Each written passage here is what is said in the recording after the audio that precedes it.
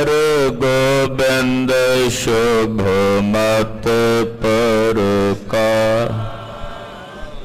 श्री हर राय नमो कर,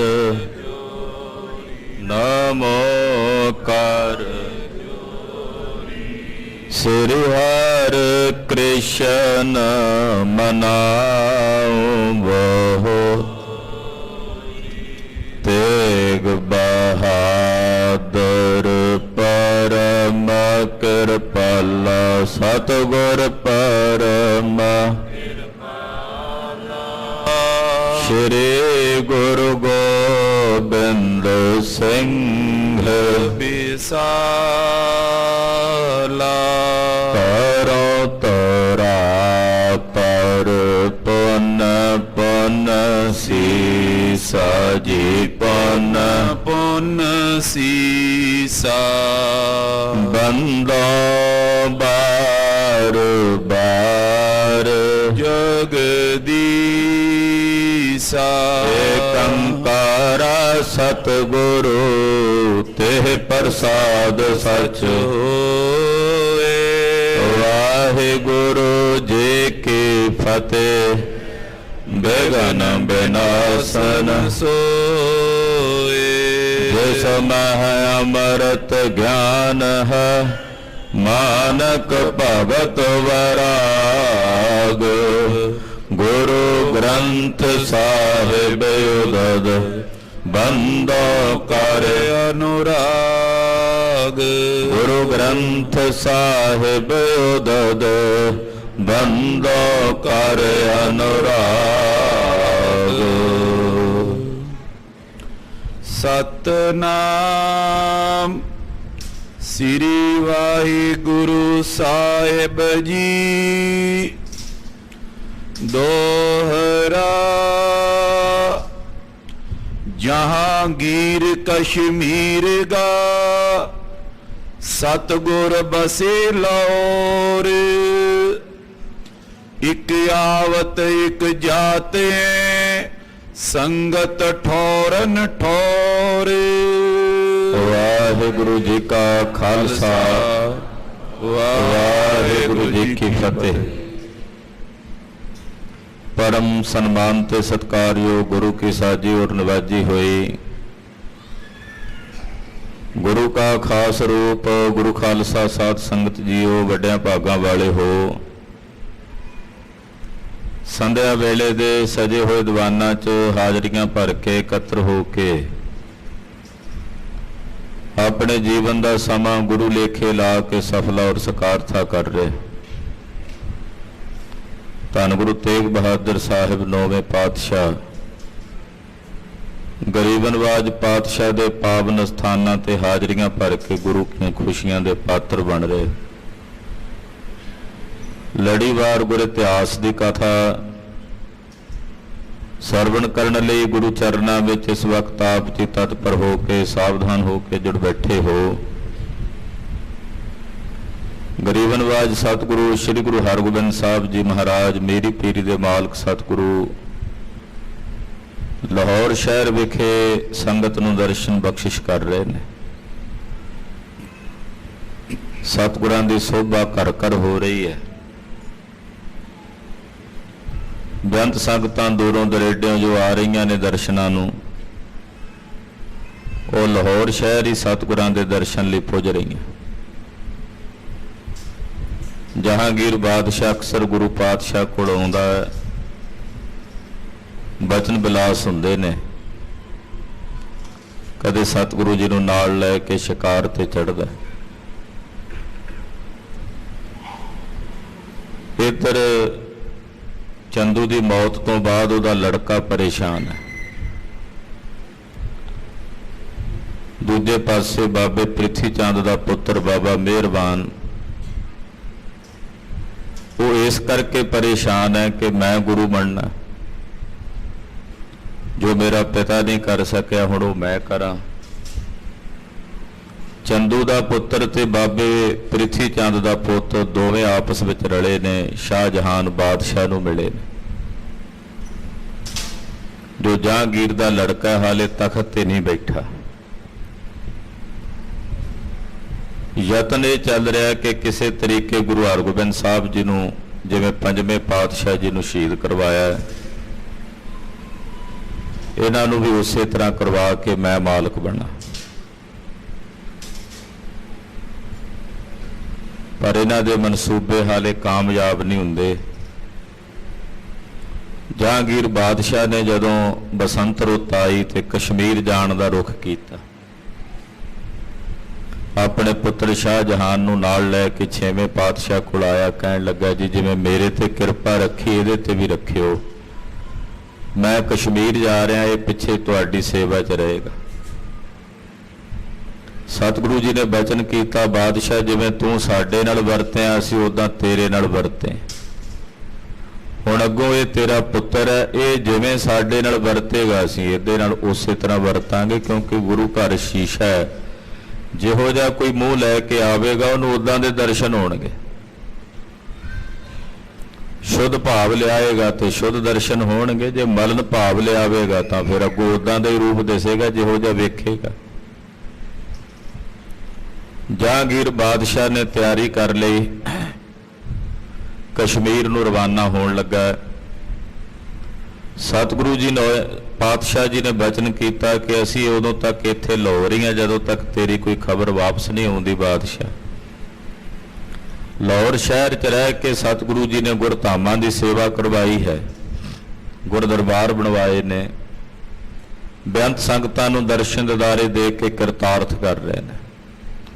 ਲਾਹੌਰ ਸ਼ਹਿਰ ਵਿੱਚ ਮੁਜੰਗਾ ਬਾਜ਼ਾਰ ਹੈ, ਉੱਥੇ ਮੁਜੰਗਾ ਵਾਲੇ ਸਥਾਨ ਤੇ ਸਤਿਗੁਰੂ ਛੇਵੇਂ ਪਾਤਸ਼ਾਹ ਦਾ ਉਤਾਰਾ ਹੈ। ਬੇਅੰਤ ਸੰਗਤਾਂ ਇੱਥੇ ਹੀ ਸਤਿਗੁਰਾਂ ਦੇ ਦਰਸ਼ਨਾਂ ਵਾਸਤੇ ਹਾਜ਼ਰ ਹੋ ਰਹੀਆਂ। ਆਓ ਗੁਰੂ ਪਾਤਸ਼ਾਹ ਜੀ ਦੀ ਪਾਵਨ ਕਲਿਆਣਕਾਰੀ ਕਥਾ ਸਰਵਣ ਕਰੀਏ। ਸਤਿਗੁਰੂ ਜੀ ਦਾ ਇਤਿਹਾਸ ਸਰਵਣ ਕਰਨ ਤੋਂ ਪਹਿਲਾਂ ਗੁਰੂ ਚਰਨਾਂ 'ਚ ਆਪਣੀਆਂ ਹਾਜ਼ਰੀਆਂ ਲਵਾਉਂਦਿਆਂ ਸਮੂਹ ਮਾਈ ਭਾਈ ਆਖੋ ਜੀ ਸਤਨਾਮ ਸ੍ਰੀ ਵਾਹਿਗੁਰੂ ਸਾਹਿਬ ਜੀ। ਸਤਨਾਮ ਸ੍ਰੀ ਵਾਹਿਗੁਰੂ ਸਾਹਿਬ ਜੀ। ਦੋਹਰਾ ਜਹਾਂਗੀਰ ਕਸ਼ਮੀਰ ਦਾ ਸਤਿਗੁਰ ਬਸੇ ਲਾਹੌਰ। ਜਹਾਂਗੀਰ ਬਾਦਸ਼ਾਹ ਲਾਹੌਰ ਤੋਂ ਕਸ਼ਮੀਰ ਨੂੰ ਚਲਾ ਗਿਆ। ਛੇਵੇਂ ਪਾਤਸ਼ਾਹ ਗੁਰੂ ਹਰਗੋਬਿੰਦ ਸਾਹਿਬ ਜੀ ਮਹਾਰਾਜ ਜੀ ਨੇ ਲਾਹੌਰ ਸ਼ਹਿਰ ਵਿੱਚ ਹੀ ਆਪਣਾ ਪੜਾਅ ਰੱਖਿਆ। ਇੱਥੇ ਹੀ ਸਤਿਗੁਰੂ ਜੀ ਨੇ ਮੁਜੰਗਾ ਵਿੱਚ ਆਪਣਾ ਡੇਰਾ ਰੱਖਿਆ। ਇਕ ਆਵਤ ਇਕ ਜਾਤ ਐ ਸੰਗਤ ਠੋਰਨ ਠੋਰ। ਬੇਅੰਤ ਥਾਵਾਂ ਤੋਂ, ਬੇਅੰਤ ਦੇਸ਼ਾਂ ਤੋਂ, ਬੇਅੰਤ ਇਲਾਕਿਆਂ ਚੋਂ, ਦਿਸ਼ਾਵਾਂ ਚੋਂ ਸੰਗਤ ਆਉਂਦੀ ਹੈ, ਮਹਾਰਾਜ ਜੀ ਦੇ ਦਰਸ਼ਨ ਕਰਦੀ ਹੈ। ਇਹ ਆ ਰਹੇ ਨੇ ਦਰਸ਼ਨ ਕਰਨ ਲਈ। ਇੱਕ ਦਰਸ਼ਨ ਕਰਕੇ ਸਤਿਗੁਰਾਂ ਕੋਲੋਂ ਵਿਦਾ ਹੋ ਕੇ ਵਾਪਸ ਜਾ ਰਹੇ ਹਨ। ਚੌਪਈ ਸ਼੍ਰੀ ਗੁਰੂ ਹਰਗੋਬਿੰਦ ਸੁਨ ਪਾਇਓ। ਧੰਨ ਗੁਰੂ ਹਰਗੋਬਿੰਦ ਸਾਹਿਬ ਛੇਵੇਂ ਪਾਤਸ਼ਾਹ ਜੀ ਨੂੰ ਇਸ ਗੱਲ ਦਾ ਪਤਾ ਲੱਗਾ ਮੀਰਵਾਨ ਲਵਪੁਰ ਮੈਂ ਆਇਓ ਕਿ ਸਾਡਾ ਭਰਾ, ਸਾਡੇ ਤਾਏ ਦਾ ਪੁੱਤਰ, ਬਾਬੇ ਪ੍ਰਿਥੀ ਚੰਦ ਦਾ ਪੁੱਤਰ ਮਿਹਰਵਾਨ, ਉਹ ਇੱਥੇ ਲਾਹੌਰ ਸ਼ਹਿਰ ਆਇਆ ਹੋਇਆ। ਕਿਉਂਕਿ ਉਹ ਇੱਕ ਦਿਨ 2-4 ਦਿਨ ਪਹਿਲਾਂ ਹੀ ਆਇਆ ਸੀ, ਸ਼ਾਹਜਹਾਨ ਨੂੰ ਮਿਲਿਆ ਤੇ ਸਤਿਗੁਰੂ ਜੀ ਵੀ ਲਾਹੌਰ ਸ਼ਹਿਰ 'ਚ ਉਤਰੇ ਹੋਏ ਸੀ। ਮਹਾਰਾਜ ਜੀ ਨੂੰ ਕਿਸੇ ਨੇ ਖਬਰ ਦਿੱਤੀ ਕਿ ਮਹਾਰਾਜ ਤੁਹਾਡੇ ਤਾਏ ਦਾ ਪੁੱਤਰ ਬਾਬਾ ਮਿਹਰਵਾਨ ਲਾਹੌਰ ਸ਼ਹਿਰ ਵਿੱਚ ਆਇਆ ਹੋਇਆ ਹੈ। ਕੀਤਕ ਦਿਨ ਬੀਤੇ ਸਥਾਨੇ। ਉਹਨੂੰ ਆਏ ਨੂੰ ਇੱਥੇ ਕਈ ਦਿਨ ਹੋ ਗਏ ਨੇ, ਕਈ ਦਿਨਾਂ ਤੋਂ ਇੱਥੇ ਰਹਿ ਰਿਹਾ ਹੈ। ਪਿਤਾ ਸਮਾਨ ਬੈਰ ਕੋ ਠਾਨੇ। ਮਹਾਰਾਜ ਜੀ ਜਿਵੇਂ ਉਹਦਾ ਪਿਓ ਵੈਰ ਰੱਖਦਾ ਸੀ ਸਤਿਗੁਰਾਂ ਨਾਲ, ਵੱਡਿਆਂ ਨਾਲ, ਬਾਬਾ ਪ੍ਰਿਥੀ ਚੰਦ ਆਪਣੇ ਪਿਓ ਤੋਂ 2 ਰੱਤੀਆਂ ਅੱਗੇ ਹੀ ਹੈ ਮਹਾਰਾਜ ਮਿਹਰਬਾਨ। ਉਹਦੇ ਵਾਂਗੂ ਹੀ ਇਹ ਆਪ ਜੀ ਦੇ ਨਾਲ ਵੈਰ ਰੱਖ ਰਿਹਾ, ਵੈਰ ਵਿਰੋਧ ਦੀ ਬਿਰਤੀ ਰੱਖ ਕੇ ਕ੍ਰਿਜ ਰਿਹਾ ਹੈ। ਗੁਰ ਵਿਚਾਰ ਉਰ ਤੁਰਕਨ ਪਾਸ। ਸਤਿਗੁਰੂ ਸੱਚੇ ਪਾਤਸ਼ਾਹ ਜੀ ਨੇ ਇਸ ਗੱਲ ਦੀ ਸੁਣ ਕੇ ਵਿਚਾਰ ਕੀਤੀ। ਜਦੋਂ ਸੁਣਿਆ ਵੀ ਮਿਹਰਬਾਨ ਆਇਆ ਇੱਥੇ, ਤੁਰਕਾਂ ਦੇ ਕੋਲ ਜਾ ਕੇ ਜ਼ਲੀਲ ਹੁੰਦਾ ਫਿਰਦਾ, ਤਾਂ ਮਹਾਰਾਜ ਛੇਵੇਂ ਪਾਤਸ਼ਾਹ ਨੇ ਵਿਚਾਰ ਕੀਤੀ ਕਿ ਤੁਰਕਾਂ ਦੇ ਪਾਸ ਝਗੜਤ ਕਰਤ ਪੁਕਾਰ ਪ੍ਰਕਾਸ਼। ਇਹ ਝਗੜਾ ਕਰਕੇ ਸਾਡੇ ਖਿਲਾਫ ਤੁਰਕਾਂ ਦੇ ਕੋਲ ਪੁਕਾਰ ਕਰਨ ਵਾਸਤੇ ਪੁੱਜਾ। ਤੇ ਬਾਰ-ਬਾਰ ਪੁਕਾਰ ਕਰਨ ਲਈ ਜਾਂਦਾ ਹੈ। ਜਿਸ ਤੇ ਮਾਥੋ ਚਾਹੇ ਟਿਕਾਵਨ, ਤੇ ਜਿਹਦੇ ਤੋਂ ਇਹ ਆਪਣੇ ਪੈਰਾਂ ਤੇ ਮੱਥਾ ਟਿਕਾਉਣਾ ਚਾਹੁੰਦਾ ਹੈ, ਤੈ ਸਮੀਪ ਕਿਆ ਨਿਆਮ ਚੁਕਾਵਨ। ਮਹਾਰਾਜ ਜੀ ਕਹਿੰਦੇ ਵੀ ਜਿਹਦੇ ਕੋਲ ਜਾ ਕੇ ਅਸੀਂ ਗੁਰੂ ਘਰ ਦੇ ਚਰਨਾਂ ਵਿੱਚ ਜਿਹਨੂੰ ਝੁਕਾਉਣਾ ਹੈ, ਗੁਰੂ ਚਰਨਾਂ ਦੇ ਵਿੱਚ ਜਿਹਦੇ ਕੋਲੋਂ ਮੱਥਾ ਟਿਕਾਉਣਾ ਹੈ, ਮਿਹਰਬਾਨ ਉਸੇ ਦੇ ਕੋਲ ਜਾ ਕੇ ਗੁਰੂ ਘਰ ਦੇ ਨਿਆਬ ਦੀ ਮੰਗ ਕਰੇਗਾ। ਫਿਰ ਇਹ ਤਾਂ ਬੜਾ ਉਲਟ ਕੰਮ ਹੈ ਵੀ ਜਿਹੜਾ ਬਾਦਸ਼ਾਹ ਗੁਰੂ ਨਾਨਕ ਸਾਹਿਬ ਦੇ ਘਰ ਅੱਗੇ ਝੁਕਦਾ ਹੈ, ਉਹਦੇ ਕੋਲ ਜਾ ਕੇ ਇਹ ਗੁਰੂ ਘਰ ਦਾ ਮਸਲਾ ਉਠਾ ਕੇ ਨਿਆਬ ਮੰਗੇ, ਇਹ ਯੋਗ ਨਹੀਂ ਹੈ, ਇਹ ਸਹੀ ਨਹੀਂ ਹੈ। ਸੁਰਪਤ ਆਦ ਨਿਮੇ ਗੁਰ ਗਾਦੀ, ਗੁਰੂ ਨਾਨਕ ਸਾਹਿਬ ਦੀ ਗੱਦੀ ਦੇ ਅੱਗੇ ਤਾਂ ਵੱਡੇ ਵੱਡੇ ਦੇਵਤੇ ਝੁਕਦੇ ਆ, ਦੇਵਤਿਆਂ ਦਾ ਰਾਜਾ ਜਿਹੜਾ ਇੰਦਰ ਹੈ ਉਹ ਵੀ ਆ ਕੇ ਝੁਕਦਾ, ਮੱਥਾ ਟੇਕਦਾ ਹੈ। ਨੀਕੋ ਨਾਏ ਨਾਓਵਨ ਬਾਦੀ, ਉਸ ਘਰ ਦੇ ਖਿਲਾਫ ਬਿਰਤੀ ਰੱਖ ਕੇ, ਬਾਦੀ ਬਣ ਕੇ, ਝਗੜਾਲੂ ਬਣ ਕੇ ਇੱਥੇ ਬਾਦਸ਼ਾਹਾਂ ਦੇ ਘਰਾਂ ਦੇ ਵਿੱਚ ਆ ਕੇ ਪੁਕਾਰਾਂ ਕਰਦਾ ਫਿਰੇ, ਜ਼ਲੀਲ ਹੁੰਦਾ ਫਿਰੇ ਵੀ ਗੁਰੂ ਦਾ ਪੁੱਤਰ ਹੈ। ਇੱਥੇ ਤਾਂ ਇਹਨੂੰ ਕੌਣ ਜਾਣਦਾ, ਇੱਥੇ ਤਾਂ ਇਹੀ ਕਿਹਾ ਜਾਣਾ ਨਾ ਵੀ ਇਹ ਗੁਰੂ ਰਾਮਦਾਸ ਸਾਹਿਬ ਦਾ ਪੁੱਤਰ ਹੈ, ਨਾ ਤਾਂ ਸਤਿਗੁਰਾਂ ਦਾ ਵੱਜਦਾ। ਤੋ ਇਹ ਇਹਦੇ ਲਈ ਯੋਗ ਨਹੀਂ ਹੈ ਜੋ ਇੱਥੇ ਆ ਕੇ ਕਰ ਰਿਹਾ ਹੈ। ਜਾਂ ਤੇ ਮੇਲ ਕਰੇ ਸੁਖ ਪਾਏ, ਮਹਾਰਾਜ ਜੀ ਵਿਚਾਰ ਕਰਦੇ ਵੀ ਇਹਦੇ ਨਾਲ ਮਿਲਣਾ ਚਾਹੀਦਾ, ਮਿਹਰਬਾਨ ਨਾਲ ਗੱਲਬਾਤ ਕਰਨੀ ਚਾਹੀਦੀ, ਇਹਨੂੰ ਸਮਝਾਉਣਾ ਚਾਹੀਦਾ ਹੈ। ਨਿਜ ਨਿਜ ਥਾਨ ਰਹੇ ਹਰ ਖਾਏ, ਆਪੋ ਆਪਣੇ ਥਾਵਾਂ ਤੇ ਸਾਰੇ ਪ੍ਰਸੰਨ ਰਹਿਣੇ, ਉੱਥੇ ਬੈਠੇ ਆਪਣੇ ਆਨੰਦ 'ਚ ਬੈਠੇ ਨੇ, ਅਸੀਂ ਇੱਥੇ ਆਪਣੇ ਘਰ 'ਚ ਆਨੰਦ ਨਾਲ ਬੈਠੇ ਆ, ਤੇ ਜਿੱਥੇ ਜਿੱਥੇ ਬੈਠੇ ਆ ਆਨੰਦ ਵਿੱਚ ਰਹਿਣ। ਇਮ ਵਿਚਾਰ ਕਰ ਭੇਜੇ ਦੋਏ, ਇਦਾਂ ਵਿਚਾਰ ਕਰਕੇ ਛੇਵੇਂ ਪਾਤਸ਼ਾਹ ਨੇ ਬਾਬੇ ਮਿਹਰਬਾਨ ਨਾਲ ਗੱਲਬਾਤ ਕਰਨ ਲਈ ਆਪਣੇ ਦੋ ਸਿੱਖ ਛੇਵੇਂ ਪਾਤਸ਼ਾਹ ਜੀ ਨੇ ਭੇਜੇ। ਪੈੜਾ ਅਪਰ ਪਿਰਾਣਾ ਜੋਏ, ਜਿਹੜੇ ਸਿੱਖ ਭੇਜੇ, ਇੱਕ ਦਾ ਨਾਮ ਹੈ ਭਾਈ ਪੈੜਾ ਜੀ ਤੇ ਦੂਜੇ ਦਾ ਨਾਮ ਹੈ ਭਾਈ ਪੁਰਾਣਾ ਜੀ। ਇਹ ਦੋਵੇਂ ਗੁਰੂ ਪਾਤਸ਼ਾਹ ਜੀ ਦੇ ਬੜੇ ਸੂਝਵਾਨ ਸਿਆਣੇ ਸਿੱਖ ਸੀ, ਆਗੂ ਸਿੱਖ ਸੀ। ਤੋ ਬਾਬੇ ਮਿਹਰਬਾਨ ਨਾਲ ਗੱਲਬਾਤ ਕਰਨ ਲਈ, ਉਹਨੂੰ ਸਮਝਾਉਣ ਲਈ, ਉਹਦੇ ਗੁੱਸੇ ਨੂੰ ਸ਼ਾਂਤ ਕਰਨ ਲਈ ਮਹਾਰਾਜ ਜੀ ਨੇ ਆਪਣੇ ਨਾਲ ਦੋਨਾਂ ਸਿੱਖਾਂ ਨੂੰ ਭੇਜਿਆ। ਬੂਝੋ ਜਾਏ ਮੇਲ ਕੀ ਬਾਤ, ਆਖਿਆ ਕਿ ਭਾਈ ਪੈੜਾ ਜੀ, ਭਾਈ ਪੁਰਾਣਾ ਜੀ, ਤੁਸੀਂ ਜਾ ਕੇ ਮਿਹਰਬਾਨ ਨੂੰ ਮਿਲੋ ਔਰ ਉਹਦੇ ਨਾਲ ਮਿਲ ਕੇ ਮੁਲਾਕਾਤ ਕਰਨ ਦੀ ਗੱਲ ਕਰੋ। ਉਹਨੂੰ ਕਹੋ ਵੀ ਗੁਰੂ ਘਰ ਨਾਲ ਸਾਂਝ ਬਣਾ ਕੇ ਰੱਖੇ। ਸਤਿਗੁਰਾਂ ਦੇ ਘਰ ਦੇ ਤਾਂ ਕੂਕਰ ਵੀ ਸਤਿਕਾਰਯੋਗ ਨੇ, ਉਹਨਾਂ ਦੀ ਵੀ ਪੂਜਾ। ਇਹ ਤਾਂ ਫਿਰ ਗੁਰੂ ਸਾਹਿਬ ਜੀ ਦਾ ਪੁੱਤਰ ਹੈ, ਜੇ ਗੁਰੂ ਘਰ ਅੱਗੇ ਝੁਕ ਕੇ ਰਹੇਗਾ ਤੇ ਇਹਦੀ ਪੂਜਾ ਆਪੇ ਆਪ ਹੀ ਹੋਣੀ ਹੈ। ਇੱਥੇ ਬਾਦਸ਼ਾਹਾਂ ਨੇ ਇਹਦੀ ਥੋੜੀ ਪੂਜਾ ਕਰਾਉਣੀ, ਜਿਹੜੇ ਬਾਦਸ਼ਾਹ ਗੁਰੂ ਘਰ ਅੱਗੇ ਆਪ ਝੁਕਦੇ ਐ, ਇਹ ਉਹਨਾਂ ਕੋਲੋਂ ਇਨਸਾਫ ਮੰਗਣ ਆਇਆ ਗੁਰੂ ਘਰ ਵਾਸਤੇ, ਇਹਦੇ ਲਈ ਸਹੀ ਨਹੀਂ ਹੈ। ਤੁਸੀਂ ਜਾ ਕੇ ਬਾਬੇ ਮਿਹਰਬਾਨ ਨੂੰ ਸਮਝਾਓ ਤੇ ਸਾਡੇ ਨਾਲ ਮਿਲਾਪ ਕਰਨ ਦੀ ਗੱਲ ਕਰੋ। ਨਾ ਹਕ ਬਾਦ ਕਰੋ ਬਖਿਆਤ, ਉਹਨੂੰ ਕਹੋ ਵੀ ਬਿਨਾਂ ਗੱਲ ਤੋਂ ਆਪਣਾ ਇਹ ਝਗੜਾ ਪ੍ਰਗਟ ਨਾ ਕਰੇ। ਪਹਿਲਾਂ ਤਾਇਆ ਜੀ ਕਰਦੇ ਰਹੇ ਐ ਤੇ ਕੀ ਖੱਟਿਆ ਉਹਨਾਂ ਨੇ, ਕੀ ਹਾਸਲ ਕੀਤਾ, ਹੁਣ ਉਸੇ ਨਕਸ਼ੇ ਕਦਮਾਂ ਉੱਤੇ ਚੱਲ ਪਿਆ, ਇਹਦੇ ਲਈ ਯੋਗ ਨਹੀਂ। ਸੁਨ ਦੋਨੋਂ ਤਬ ਚੱਲ ਕਰ ਗਏ, ਇਹ ਸੁਣ ਕੇ ਭਾਈ ਪੈੜਾ ਜੀ ਔਰ ਭਾਈ ਪੁਰਾਣਾ ਜੀ ਬਾਬੇ ਮਿਹਰਬਾਨ ਨੇ ਜਿੱਥੇ ਡੇਰਾ ਲਾਹੌਰ ਸ਼ਹਿਰ 'ਚ ਹੀ ਕੀਤਾ ਹੋਇਆ ਸੀ ਉਹਦੇ ਕੋਲ ਗਏ। ਖੋਜਿਓ ਡੇਰਾ ਪਹੁੰਚਤ ਪਏ, ਪੁੱਛਿਆ ਪਹਿਲਾਂ ਵੀ ਕਿੱਥੇ ਆ ਡੇਰਾ, ਕਿਸੇ ਨੇ ਦੱਸ ਪਾਈ ਜੀ ਫਲਾਣੀ ਥਾਂ ਤੇ ਉਤਰੇ ਬਾਬਾ ਮਿਹਰਬਾਨ ਜੀ। ਉੱਥੇ ਹੀ ਭਾਈ ਪੈੜਾ ਜੀ ਤੇ ਭਾਈ ਪੁਰਾਣਾ ਜੀ ਪਹੁੰਚੇ ਹਨ। ਬੈਠੇ ਨਿਕਟ ਪ੍ਰਸੰਗ ਚਲਾਇਓ, ਜਾ ਕੇ ਕੋਲ ਬੈਠ ਕੇ ਗੱਲਬਾਤ ਕੀਤੀ, ਪ੍ਰਸੰਗ ਛੇੜਿਆ ਬਾਬੇ ਮਿਹਰਬਾਨ ਨਾਲ। ਸ਼੍ਰੀ ਹਰਗੋਬਿੰਦ ਹਮੇ ਪਠਾਇਓ, ਕਹਿਣ ਲੱਗੇ ਬਾਬਾ ਜੀ ਸਾਨੂੰ ਛੇਵੇਂ ਪਾਤਸ਼ਾਹ, ਮੇਰੀ ਪੀਰੀ ਦੇ ਮਾਲਕ ਸਤਿਗੁਰੂ, ਬੰਦੀ ਛੋੜ ਸਤਿਗੁਰੂ ਸ਼੍ਰੀ ਗੁਰੂ ਹਰਗੋਬਿੰਦ ਸਾਹਿਬ ਜੀ ਮਹਾਰਾਜ ਜੀ ਨੇ ਭੇਜਿਆ ਹੈ। ਬੈਰ ਭਾਵ ਕੋ ਚੈਤ ਬਿਸਾਰੇ, ਸਤਿਗੁਰੂ ਜੀ ਕਹਿੰਦੇ ਆ ਕਿ ਬਾਬਾ ਮਿਹਰਬਾਨ ਜੀ ਨੂੰ ਕਹੋ ਆਪਣੇ ਹਿਰਦੇ ਚੋਂ ਵੈਰ ਵਿਰੋਧ ਦੀ ਬਿਰਤੀ ਛੱਡ ਦੇਣ। ਛੇਵੇਂ ਪਾਤਸ਼ਾਹ ਦੇ ਮਨ ਵਿੱਚ ਤੁਹਾਡੇ ਪ੍ਰਤੀ ਕੋਈ ਵੈਰ ਵਿਰੋਧ ਨਹੀਂ ਹੈ, ਉਹ ਨਾ ਹੀ ਕਿਸੇ ਨਾਲ ਵੈਰ ਰੱਖਦੇ ਨੇ, ਉਹ ਨਿਰਵੈਰ ਨੇ। ਤੇ ਤੁਸੀਂ ਵੀ ਆਪਣੇ ਹਿਰਦੇ ਦਾ ਜਿਹੜਾ ਇਹ ਵੈਰ ਵਿਰੋਧ ਹੈ ਇਹਨੂੰ ਤਿਆਗ ਦਿਓ। ਕਰਤ ਜੋ ਵੱਡੇ ਪਰਲੋਕ ਸਿਧਾਰੇ, ਤੁਹਾਡੇ ਜਿਹੜੇ ਵਡੇਰੇ ਸੀ ਉਹ ਵੈਰ ਵਿਰੋਧ ਰੱਖਦੇ ਸੀ, ਉਹ ਹੁਣ ਪਰਲੋਕ ਨੂੰ ਚਲੇ ਗਏ। ਉਹ ਆਪਣਾ ਵੈਰ ਵਿਰੋਧ ਨਾਲ ਹੀ ਲੈ ਗਿਆ। ਤੁਸੀਂ ਹੁਣ ਉਹ ਬੀਜ ਆਪਣੇ ਹਿਰਦੇ 'ਚ ਕਿਉਂ ਬੀਜਦੇ ਹੋ ਜਿਹੜਾ ਤੁਹਾਡੇ ਵਡੇਰਿਆਂ ਦਾ ਹੈ? ਗੁਰਬਾਣੀ ਪੜ੍ਹਦੇ ਹੋ, ਸਤਿਗੁਰਾਂ ਦੀ ਬਾਣੀ ਤੁਹਾਨੂੰ ਸਾਰਿਆਂ ਨੂੰ ਆਪਾਂ ਨੂੰ ਉਪਦੇਸ਼ ਇਹੀ ਦਿੰਦੀ ਹੈ, ਗੁਰਮੁਖ ਵੈਰ ਵਿਰੋਧ ਗਵਾਵੈ। ਜਿਹੜਾ ਗੁਰਮੁਖ ਹੈ ਉਹ ਆਪਣੇ ਹਿਰਦੇ 'ਚ ਵੈਰ ਵਿਰੋਧ ਦੀ ਬਿਰਤੀ ਨਹੀਂ ਰੱਖਦਾ। ਤੇ ਤੁਸੀਂ ਆਪਣੇ ਹਿਰਦੇ ਦਾ ਵੈਰ ਵਿਰੋਧ ਤਿਆਗ ਦਿਓ। ਜੇ ਵੱਡੇ ਰੱਖਦੇ ਸੀ ਵੈਰ ਤਾਂ ਉਹ ਚਲੇ ਗਏ ਨੇ ਪਰਲੋਕ ਨੂੰ। ਹਾਸਲ ਕਛ ਨਾ ਬਾਦ ਮੇ ਹੋਵਾ। ਇਹ ਜਿਹੜਾ ਝਗੜਾ ਹੈ, ਇਹ ਜਿਹੜਾ ਵਾਦ ਵਿਵਾਦ ਹੈ, ਇਹਦੇ ਵਿੱਚੋਂ ਕਦੇ ਕਿਸੇ ਨੂੰ ਕੁਝ ਵੀ ਹਾਸਲ ਨਹੀਂ ਹੋਇਆ। ਨਾ ਵੇਖੋ ਤੁਹਾਡੇ ਵਡੇਰਿਆਂ ਨੂੰ ਕੁਝ ਮਿਲਿਆ ਤੇ ਨਾ ਤੁਹਾਨੂੰ ਮਿਲਣਾ।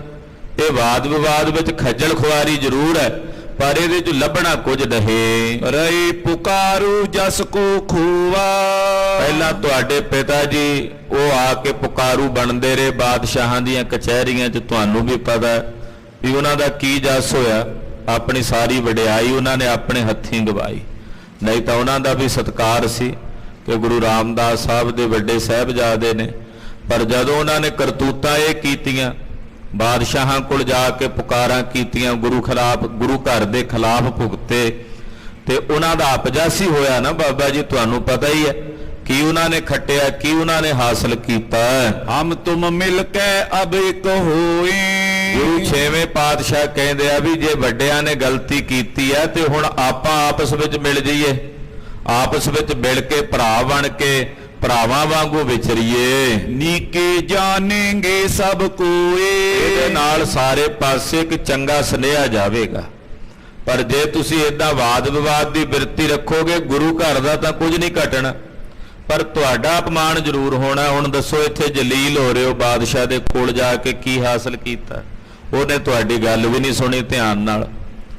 ਦੁਬਾਰਾ ਤੁਸੀਂ ਫਿਰ ਜਾਓਗੇ, ਖਬਰੇ ਕਿਹੜੀਆਂ ਕਿਹੜੀਆਂ ਮਿੰਨਤਾਂ ਕਰੋਗੇ। ਉਹ ਜਿਹੜਾ ਚੰਦੂ ਵਰਗਾ ਮਲੇਛ ਆਦਮੀ ਆ, ਉਹਦੇ ਲੜਕੇ ਨਾਲ ਤੁਸੀਂ ਯਾਰੀ ਪਾ ਕੇ ਗੁਰੂ ਘਰ ਨਾਲ ਵਿਰੋਧ ਰੱਖਦੇ ਹੋ। ਬਾਬਾ ਜੀ ਇਹਦੇ ਨਾਲ ਤੁਹਾਨੂੰ ਘਾਟਾ ਪੈਣਾ। ਸਤਿਗੁਰਾਂ ਦੇ ਘਰ ਨੂੰ ਤਾਂ ਕੋਈ ਫਰਕ ਨਹੀਂ ਪੈਣਾ, ਪਰ ਤੁਹਾਡਾ ਇਹਦੇ ਵਿੱਚ ਵੱਡਾ ਭਾਰੀ ਨੁਕਸਾਨ ਹੋਣਾ। ਮੀਰਵਾਨ ਸੁਨ ਕੇ ਰਿਸ ਧਾਰੀ। ਇਸ ਕਰਕੇ ਤੁਸੀਂ ਇਹ ਵੈਰ ਵਿਰੋਧ ਗੁਰੂ ਪਾਤਸ਼ਾਹ ਦੇ ਖਿਲਾਫ ਛੱਡ ਦਿਓ। ਜਦੋਂ ਬਾਬੇ ਮਿਹਰਵਾਨ ਨੇ ਗੱਲ ਸੁਣੀ ਨਾ ਭਾਈ ਪੈੜਾ ਜੀ ਦੇ ਮੂੰਹ, ਇੱਕਦਮ ਗੁੱਸੇ 'ਚ ਆ ਗਿਆ। ਹੰਕਾਰ ਦੇ ਵਿੱਚ ਜਦੋਂ ਬੰਦਾ ਹੁੰਦਾ ਹੈ, ਹੰਕਾਰ ਨੂੰ ਜਦੋਂ ਠੇਸ ਪਹੁੰਚਦੀ ਹੈ ਫਿਰ ਕ੍ਰੋਧ ਵੀ ਆਉਂਦਾ। ਤੋ ਗੁੱਸੇ ਵਿੱਚ ਆ ਕੇ, ਕ੍ਰੋਧ ਵਿੱਚ ਆ ਕੇ ਬੋਲਿਆ, ਦਵੈਖਕ ਗਿਰਾ ਕਠੋਰੇ ਉਚਾਰੀ। ਬੜੇ ਦਵੈਸ਼ ਵਿੱਚ ਆ ਕੇ, ਈਰਖਾ ਵਿੱਚ ਆ ਕੇ, ਈਰਖਾ ਵਿੱਚ ਸੜੇ ਹੋਏ ਬੋਲ ਜਿਹੜੇ ਸਨ ਉਹ ਬਾਬੇ ਮਿਹਰਬਾਨ ਨੇ ਬੋਲੇ। ਪਿਤਾ ਕਰਤ ਜਿਮ ਛਲ ਕੋ ਆਗੇ। ਕਹਿੰਦੇ ਜਿਵੇਂ ਇਹਨਾਂ ਦਾ ਪਿਤਾ ਛਲ ਕਰਦਾ ਰਿਹਾ। ਮਹਾਰਾਜ ਪੰਜਵੇਂ ਪਾਤਸ਼ਾਹ ਬਾਬਤ ਕਹਿੰਦਾ ਮਿਹਰਬਾਨ। ਪੰਜਵੇਂ ਪਾਤਸ਼ਾਹ ਮਿਹਰਬਾਨ ਨੂੰ ਆਪਣੀ ਗੋਦੀ 'ਚ ਖਿਡਾਉਂਦੇ ਰਹੇ ਹੈ। ਛੇਵੇਂ ਪਾਤਸ਼ਾਹ ਦਾ ਪ੍ਰਕਾਸ਼ ਤਾਂ ਸ਼ਾਦੀ ਤੋਂ ਬਹੁਤ ਬਾਅਦ ਕਈ ਸਾਲ ਬਾਅਦ ਹੋਇਆ। ਮਿਹਰਬਾਨ ਨੂੰ ਪਾਲਿਆ ਹੀ ਮਹਾਰਾਜ ਜੀ ਨੇ, ਆਪਣੇ ਹੱਥੀਂ ਇਹਨੂੰ ਗੁਰਮੁਖੀ ਪੜ੍ਹਾਈ ਪੰਜਵੇਂ ਪਾਤਸ਼ਾਹ ਨੇ। ਹਰ ਰੀਝ, ਕੱਪੜਾ, ਬਸਤਰ ਆਦਿਕ, ਜਲ ਪਾਣੀ, ਲੰਗਰ ਪ੍ਰਸ਼ਾਦੇ ਦਾ ਸਾਰਾ ਪ੍ਰਬੰਧ ਮਹਾਰਾਜ ਪੰਜਵੇਂ ਪਾਤਸ਼ਾਹ ਦੇ ਕੋਲ ਹੁੰਦਾ ਸੀ ਮਿਹਰਬਾਨ ਦਾ। ਪਰ ਵੇਖੋ ਹੁਣ ਈਰਖਾ ਕੀ ਨਹੀਂ ਕਰਾਉਂਦੀ ਬੰਦੇ ਕੋਲੋਂ, ਸਾਰਾ ਕੁਝ ਭੁਲਾ ਦਿੰਦੀ। ਕਹਿਣ ਲੱਗਾ ਜਿਵੇਂ ਇਹਨਾਂ ਦੇ ਪਿਤਾ ਜੀ ਸਾਡੇ ਨਾਲ ਛਲ ਕਰਦੇ ਰਹੇ ਆ ਗੁਰੂ ਅਰਜਨ ਦੇਵ ਸਾਹਿਬ, ਉਸੇ ਤਰ੍ਹਾਂ ਹੁਣ ਇਹ ਸਾਡੇ ਨਾਲ ਛਲ ਕਰਦਾ। ਮੇਰੇ ਪਿਓ ਨਾਲ ਇਹਦੇ ਪਿਤਾ ਨੇ ਛਲ ਕੀਤਾ, ਹੁਣ ਮੇਰੇ ਨਾਲ ਇਹ ਛਲ ਕਰਦੇ ਹਨ। ਤਿਸੀ ਰੀਤ ਮੇ ਅਬ ਸੁਤ ਲਾਗੇ। ਬਿਲਕੁਲ ਉਹੀ ਕਰਮ ਹੁਣ ਪੁੱਤਰ ਕਰਨ ਲੱਗ ਪਿਆ ਜੋ ਇਹਨਾਂ ਦਾ ਪਿਤਾ ਕਰਦਾ ਸੀ। ਕਹਿ ਕਹਿ ਮధుਰ ਕਰੇ ਬਿਰਮਾਵਨ। ਮਿੱਠੀਆਂ ਮਿੱਠੀਆਂ ਗੱਲਾਂ ਕਰਕੇ ਤੇ ਮੈਨੂੰ ਭਰਮਾਉਣਾ ਚਾਹੁੰਦੇ ਹੋ। ਪਹਿਲਾਂ ਇਹਨਾਂ ਦੇ ਪਿਤਾ ਜੀ ਭਰਮਾਉਂਦੇ ਰਿਹਾ, ਮੇਰਾ ਪਿਓ ਥੋੜੀ ਭਰਮਿਆ ਸੀ। ਹੁਣ ਇਹ ਮੈਨੂੰ ਭਰਮਾਉਣਾ ਚਾਹੁੰਦੇ ਆ ਤੇ ਮੈਂ ਵੀ ਨਹੀਂ ਭਰਮਣਾ, ਮੈਂ ਵੀ ਇਹਨਾਂ ਦੇ ਖਿਲਾਫ ਹੀ ਚੱਲਣਾ ਹੈ। ਲੀਨ ਚੀਨ ਸਭ ਕੁਛ ਰੁਚ ਦਾਵਨ। ਮੇਰਾ ਸਾਰਾ ਕੁਝ, ਸਾਡਾ ਜੋ ਹੱਕ ਸੀ ਸਾਰਾ ਖੋਹ ਲਿਆ। ਅੰਮ੍ਰਿਤਸਰ ਸ਼ਹਿਰ ਤੋਂ ਸਾਨੂੰ ਕੋਈ ਹਿੱਸਾ ਨਹੀਂ ਦਿੱਤਾ। ਸਾਡਾ ਵੀ ਤਾਂ ਉੱਥੇ ਹੱਕ ਬਣਦਾ ਸੀ, ਸਾਨੂੰ ਕੋਈ ਹੱਕ ਨਹੀਂ ਦਿੱਤਾ। ਸ਼ਾਹ ਗ੍ਰਾਮ ਦੀਨੋ ਤੈ ਬੈਸੇ। ਇਹ ਤਾਂ ਬਾਦਸ਼ਾਹ ਦਾ ਭਲਾ ਹੋਵੇ, ਉਹਨੇ ਸਾਨੂੰ 2 ਪਿੰਡ ਇਧਰ ਮਾਲਵੇ ਦੇ ਜੰਗਲ ਦੇ ਇਲਾਕੇ 'ਚ ਦਿੱਤੇ ਐ, ਤੇ ਅਸੀਂ ਉਹ ਪਿੰਡ ਵਸਾ ਕੇ ਉੱਥੇ ਬੈਠੇ ਆਪਣਾ ਗੁਜ਼ਾਰਾ ਕਰ ਰਹੇ ਹਾਂ। ਦਿਵਸ ਗੁਜ਼ਾਰੇ ਜੈਸੇ ਕੈਸੇ, ਕਿਵੇਂ ਕਿਵੇਂ ਕਰਕੇ ਆਪਣੇ ਦਿਨ ਕੱਟ ਰਹੇ ਹਾਂ, ਆਪਣੀ ਜ਼ਿੰਦਗੀ ਬਤੀਤ ਕਰ ਰਹੇ ਹਾਂ। ਜਿਸ ਦਿਨ ਹੋਵੇ ਨਿਆਮ ਹਮਾਰਾ, ਹਾਂ, ਜਿਸ ਦਿਨ ਸਾਡਾ ਇਨਸਾਫ ਹੋਵੇਗਾ ਨਾ, ਇਨਸਾਫ ਤਾਂ ਹੋਣਾ ਹੀ ਹੋਣਾ, ਭਾਵੇਂ ਅੱਜ ਹੋਵੇ ਭਾਵੇਂ ਕੱਲ ਹੋਵੇ। ਮੈਂ ਇਨਸਾਫ ਮੰਗਣ ਆਇਆ, ਪਹਿਲਾਂ ਪਿਓ ਮਰ ਗਿਆ ਮੇਰਾ ਇਨਸਾਫ ਮੰਗਦਾ, ਪਰ ਹੁਣ ਮੈਂ ਨਹੀਂ ਪਿੱਛੇ ਹਟਣਾ। ਜਿਸ ਦਿਨ ਸਾਡਾ ਇਨਸਾਫ ਹੋਵੇਗਾ, ਲਿਓ ਆਦ ਤੇ ਗਿਨ ਤਨ ਸਾਰਾ। ਮੈਂ ਜਦੋਂ ਦਾ ਮੇਰਾ ਪਿਓ ਆਇਆ ਨਾ ਅੰਮ੍ਰਿਤਸਰ ਸ਼ਹਿਰ ਚੋਂ, ਉਸ ਸਮੇਂ ਤੋਂ ਲੈ ਕੇ ਜਦੋਂ ਇਨਸਾਫ ਹੋਵੇਗਾ ਉਸ ਦਿਨ ਤੱਕ ਰੁਪਈਏ ਰੁਪਈਏ ਦਾ ਹਿਸਾਬ ਲਵਾਂਗਾ ਇਹਨਾਂ ਕੋਲੋਂ, ਇੱਕ ਇੱਕ ਟਕੇ ਦਾ ਹਿਸਾਬ ਲਵਾਂਗਾ ਇਹਨਾਂ ਕੋਲੋਂ। ਆਯੁਧ ਤਾਰੀ ਪਾ ਅਬ ਯੋਧਾ, ਹੁਣੇ ਸ਼ਸਤਰ ਧਾਰੀ ਯੋਧੇ ਬਣੇ ਫਿਰਦੇ ਆ, ਏਦਾਂ ਬੋਲਿਆ ਮਿਹਰਬਾਨ।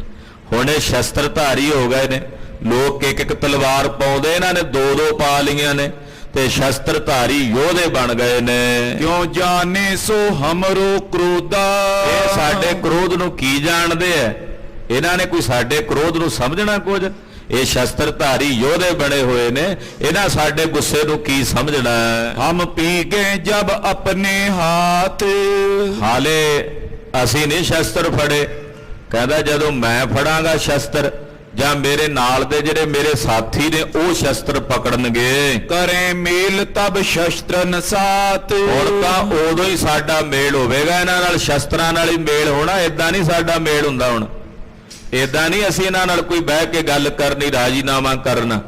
ਹੁਣ ਤਾਂ ਸਾਡਾ ਮੇਲ ਉਦੋਂ ਹੀ ਹੋਵੇਗਾ ਜੇ ਇਹਨਾਂ ਨੇ ਸ਼ਸਤਰ ਫੜ ਲਿਆ ਤੇ ਹੁਣ ਅਸੀਂ ਫੜਾਂਗੇ ਤੇ ਸ਼ਸਤਰ ਲੈ ਕੇ ਇਹਨਾਂ ਨੂੰ ਰਣ ਭੂਮੀ 'ਚ ਜੰਗ ਦੇ ਮੈਦਾਨ 'ਚ ਮਿਲਾਂਗੇ ਜੇ ਸਾਡਾ ਇਨਸਾਫ ਨਾ ਹੋਇਆ। ਅੰਤ ਸਮੇਂ ਪਿਤ ਮੁਝੇ ਉਪਦੇਸ਼ਾ, ਮੇਰੇ ਪਿਤਾ ਜੀ ਅੰਤ ਸਮੇਂ ਉਹ ਮੈਨੂੰ ਉਪਦੇਸ਼ ਦੇ ਕੇ ਗਏ ਆ, ਮਰਨ ਤੋਂ ਪਹਿਲਾਂ ਵੀ ਉਹ ਮੈਨੂੰ ਉਪਦੇਸ਼ ਦੇ ਕੇ ਗਏ ਹਨ। ਲਿਓ ਪਲਟਾ ਰਚ ਦ્વੈਸ਼ ਵਿਸ਼ੇਸ਼ਾ, ਉਹ ਮੈਨੂੰ ਕਹਿ ਕੇ ਗਏ ਮਰਨ ਤੋਂ ਪਹਿਲਾਂ ਵੀ ਮਿਹਰਬਾਨ ਤੂੰ ਬਦਲਾ ਲੈਣਾ ਗੁਰੂ ਹਰਗੋਬਿੰਦ ਸਾਹਿਬ ਕੋਲੋਂ, ਤੇ ਮੈਂ ਤਾਂ ਹੁਣ ਬਦਲਾ ਲੈਣਾ ਇਹਨਾਂ ਕੋਲੋਂ। ਤਿਨ ਲਗੂ ਕਹਿਓ ਵਿਸਾਲ ਤਰੋ ਮੈਂ, ਮੇਰੇ ਪਿਤਾ ਨੇ ਤਾਂ ਗੱਲ ਥੋੜੀ ਕਹੀ ਸੀ ਨਾ, ਪਰ ਮੈਂ ਬਹੁਤੀ ਕਰਕੇ ਮੰਨ ਲਈ ਉਹਨਾਂ ਦੀ ਗੱਲ। ਉਹਨਾਂ ਨੇ ਤਾਂ ਕਿਹਾ ਸੀ ਵੀ ਬਦਲਾ ਲੈਣਾ ਦ્વੈਸ਼ ਰੱਖ ਕੇ, ਇੰਨਾ ਹੀ ਕਿਹਾ, ਪਰ ਮੈਂ ਉਸ ਗੱਲ ਨੂੰ ਕਈ ਗੁਣਾ ਵੱਧ ਕਰਕੇ ਮੰਨਿਆ ਤੇ ਮੈਂ ਹੁਣ ਕਈ ਗੁਣਾ ਵੱਧ ਕਰਕੇ ਚੱਲਣਾ ਇਸ ਗੱਲ ਤੇ। ਕਿਮ ਬਾਤਨ ਸੋ ਮੇਲ ਕਰੋ ਮੈਂ, ਏਦਾਂ ਗੱਲਾਂ ਬਾਤਾਂ ਨਾਲ ਮੇਰਾ ਮੇਲ ਨਹੀਂ ਹੋਣਾ ਗੁਰੂ ਜੀ ਦੇ ਨਾਲ, ਨਾ ਹੀ ਮੈਂ ਕਰਨਾ ਹੈ। ਸੁਨ ਪੈੜੇ ਪੁਨ ਬੈਨ ਬਖਾਨਾ, ਸੁਣ ਕੇ ਭਾਈ ਪੈੜਾ ਜੀ ਅੱਗੋਂ ਫਿਰ ਬੋਲੇ, ਬਾਬੇ ਮਿਹਰਬਾਨ ਨੂੰ ਕਹਿਣ ਲੱਗੇ, ਨੈ ਮਨ ਠਾਨੋ ਕ੍ਰੋਧ ਮਹਾਨਾ। ਕਹਿੰਦੇ ਬਾਬਾ ਜੀ ਤੁਸੀਂ ਸਿਆਣੇ ਬਿਆਣੇ ਹੋ, ਏਦਾਂ ਆਪਣੇ ਮਨ ਵਿੱਚ ਏਦਾਂ ਦਾ ਕ੍ਰੋਧ ਬਿਨਾਂ ਕਾਰਨ ਤੋਂ ਨਾ ਪਾਲੋ, ਨਾ ਰੱਖੋ। ਬਿਸ਼ਨ ਰਾਮ ਨਰ ਸਿੰਘ ਗੋਬਿੰਦ, ਬੜੇ ਬੜੇ ਅਵਤਾਰੀ ਮਹਾਂਪੁਰਖ ਹੋਏ ਭਗਵਾਨ ਵਿਸ਼ਨੂੰ ਦੇ, ਨਰ ਸਿੰਘ ਬਾਵਨ ਆਦਿਕ, ਸੋ ਸਰੂਪ ਸ਼੍ਰੀ ਹਰਿ ਗੋਬਿੰਦ। ਉਹ ਕੇਵਲ ਕੁਝ ਕਲਾਵਾਂ ਲੈ ਕੇ ਆਏ ਸੰਸਾਰ 'ਚ ਪਰਮੇਸ਼ਰ ਕੋਲੋਂ, ਪਰ ਗੁਰੂ ਹਰਗੋਬਿੰਦ ਸਾਹਿਬ ਅਨੰਤ ਕਲਾਵਾਂ ਲੈ ਕੇ ਇਸ ਮਾਤ ਲੋਕ ਦੀ ਧਰਤੀ ਤੇ ਗੁਰੂ ਨਾਨਕ ਸਾਹਿਬ ਦਾ ਰੂਪ ਹੋ ਕੇ ਪ੍ਰਗਟੇ ਹਨ।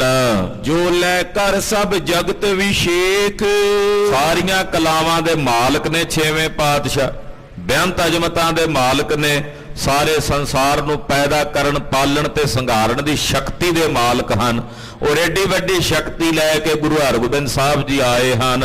ਸੁਪਤ ਜੋਗ ਨਿੰਦਰਾ ਪਰ ਸ਼ੇਖ, ਕਹਿੰਦੇ ਜਿਵੇਂ ਯੋਗ ਨਿੰਦਰਾ ਵਿੱਚ ਸ਼ੇਸ਼ ਦੀ ਸੇਜਾ ਉੱਤੇ ਭਗਵਾਨ ਵਿਸ਼ਨੂੰ ਜੀ ਸੁੱਤੇ ਪਏ ਨੇ। ਮਦ ਕੈਟਬ ਮਰਦਨ ਜੋ ਰੂਪ, ਜਿਹੜਾ ਮਦ ਤੇ ਕੈਟਬ ਆਦਿਕ ਇੱਕ ਪੁਰਾਣਕ ਕਥਾ ਹੈ, ਉਸ ਮਦ ਕੈਟਬ ਨੂੰ ਮਰਦਨ ਵਾਲੇ ਸਨ ਉਹ ਭਗਵਾਨ ਜੀ। ਸੋ ਸ਼੍ਰੀ ਹਰਿ ਗੋਬਿੰਦ ਅਨੂਪ, ਕਹਿੰਦੇ ਗੁਰੂ ਹਰਗੋਬਿੰਦ ਸਾਹਿਬ ਜੀ ਉਹਨਾਂ ਸਾਰਿਆਂ ਨੂੰ ਕਲਾ ਦੇਣ ਵਾਲੇ ਅਕਾਲ ਪੁਰਖ ਵਾਹਿਗੁਰੂ ਪਰਮੇਸ਼ਰ ਦਾ ਅਵਤਾਰ ਹਨ।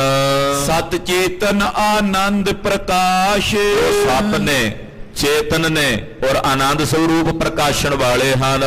ਸਭ ਮੈਂ ਵਿਆਪਿਓ ਜਥਾ ਆਕਾਸ਼, ਜਿਵੇਂ ਸਭ 'ਚ ਆਕਾਸ਼ ਵਿਆਪਕ ਹੈ ਨਾ, ਏਦਾਂ ਆਕਾਸ਼ ਵਾਂਗੂ ਸਤਿਗੁਰੂ ਜੀ ਸਰਬ ਥਾਈਂ ਵਿਆਪਕ ਨੇ। ਛੇਵੇਂ ਪਾਤਸ਼ਾਹ ਹਰ ਜਗ੍ਹਾ ਤੇ ਨੇ, ਜਿਵੇਂ ਆਕਾਸ਼ ਸਰਬ ਥਾਈਂ ਵਿਆਪਕ ਹੈ, ਏਦਾਂ ਗੁਰੂ ਹਰਗੋਬਿੰਦ ਸਾਹਿਬ ਜੀ ਆਕਾਸ਼ ਨਿਆਈ ਵਿਆਪਕ ਹਨ। ਸੋ ਨਿਰਕਾਰ ਧਰਿਓ ਆਕਾਰ, ਉਸੇ ਨਿਰਾਕਾਰ ਨਹੀਂ ਆਕਾਰ ਧਾਰਨ ਕੀਤਾ, ਗੁਰੂ ਹਰਗੋਬਿੰਦ ਸਾਹਿਬ ਦੇ ਰੂਪ ਵਿੱਚ ਆ ਕੇ ਦਰਸ਼ਨ ਦੇ ਰਹੇ।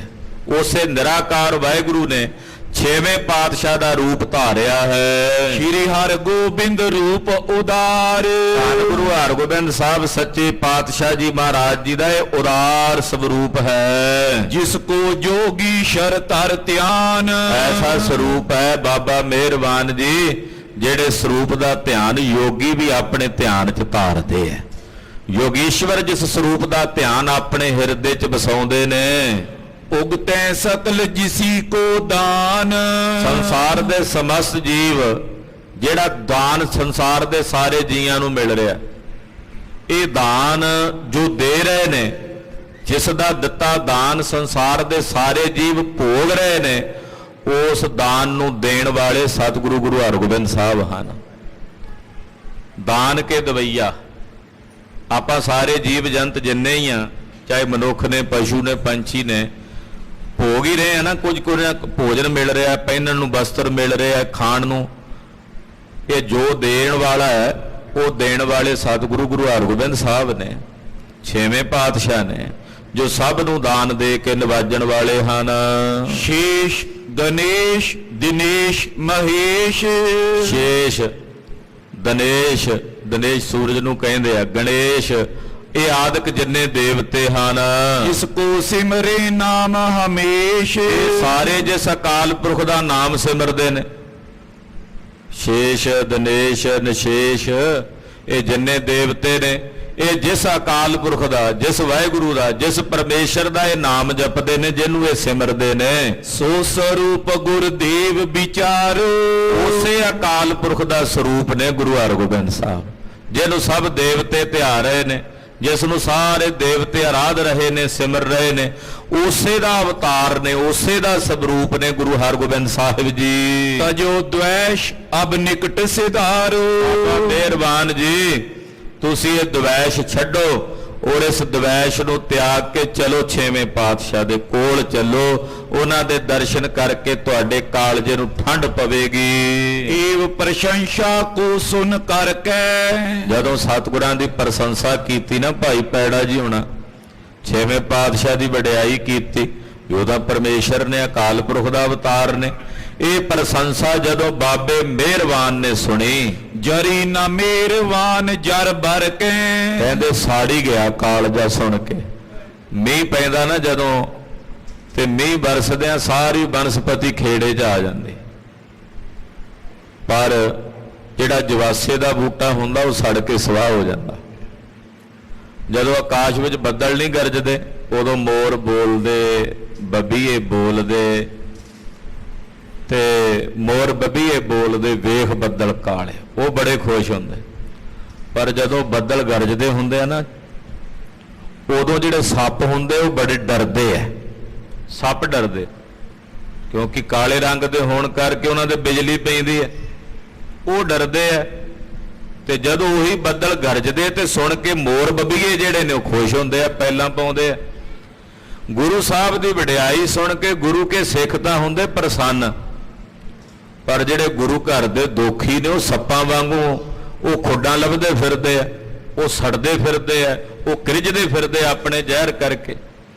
ਉਹੀ ਹਾਲ ਬਾਬੇ ਮਿਹਰਬਾਨ ਦਾ।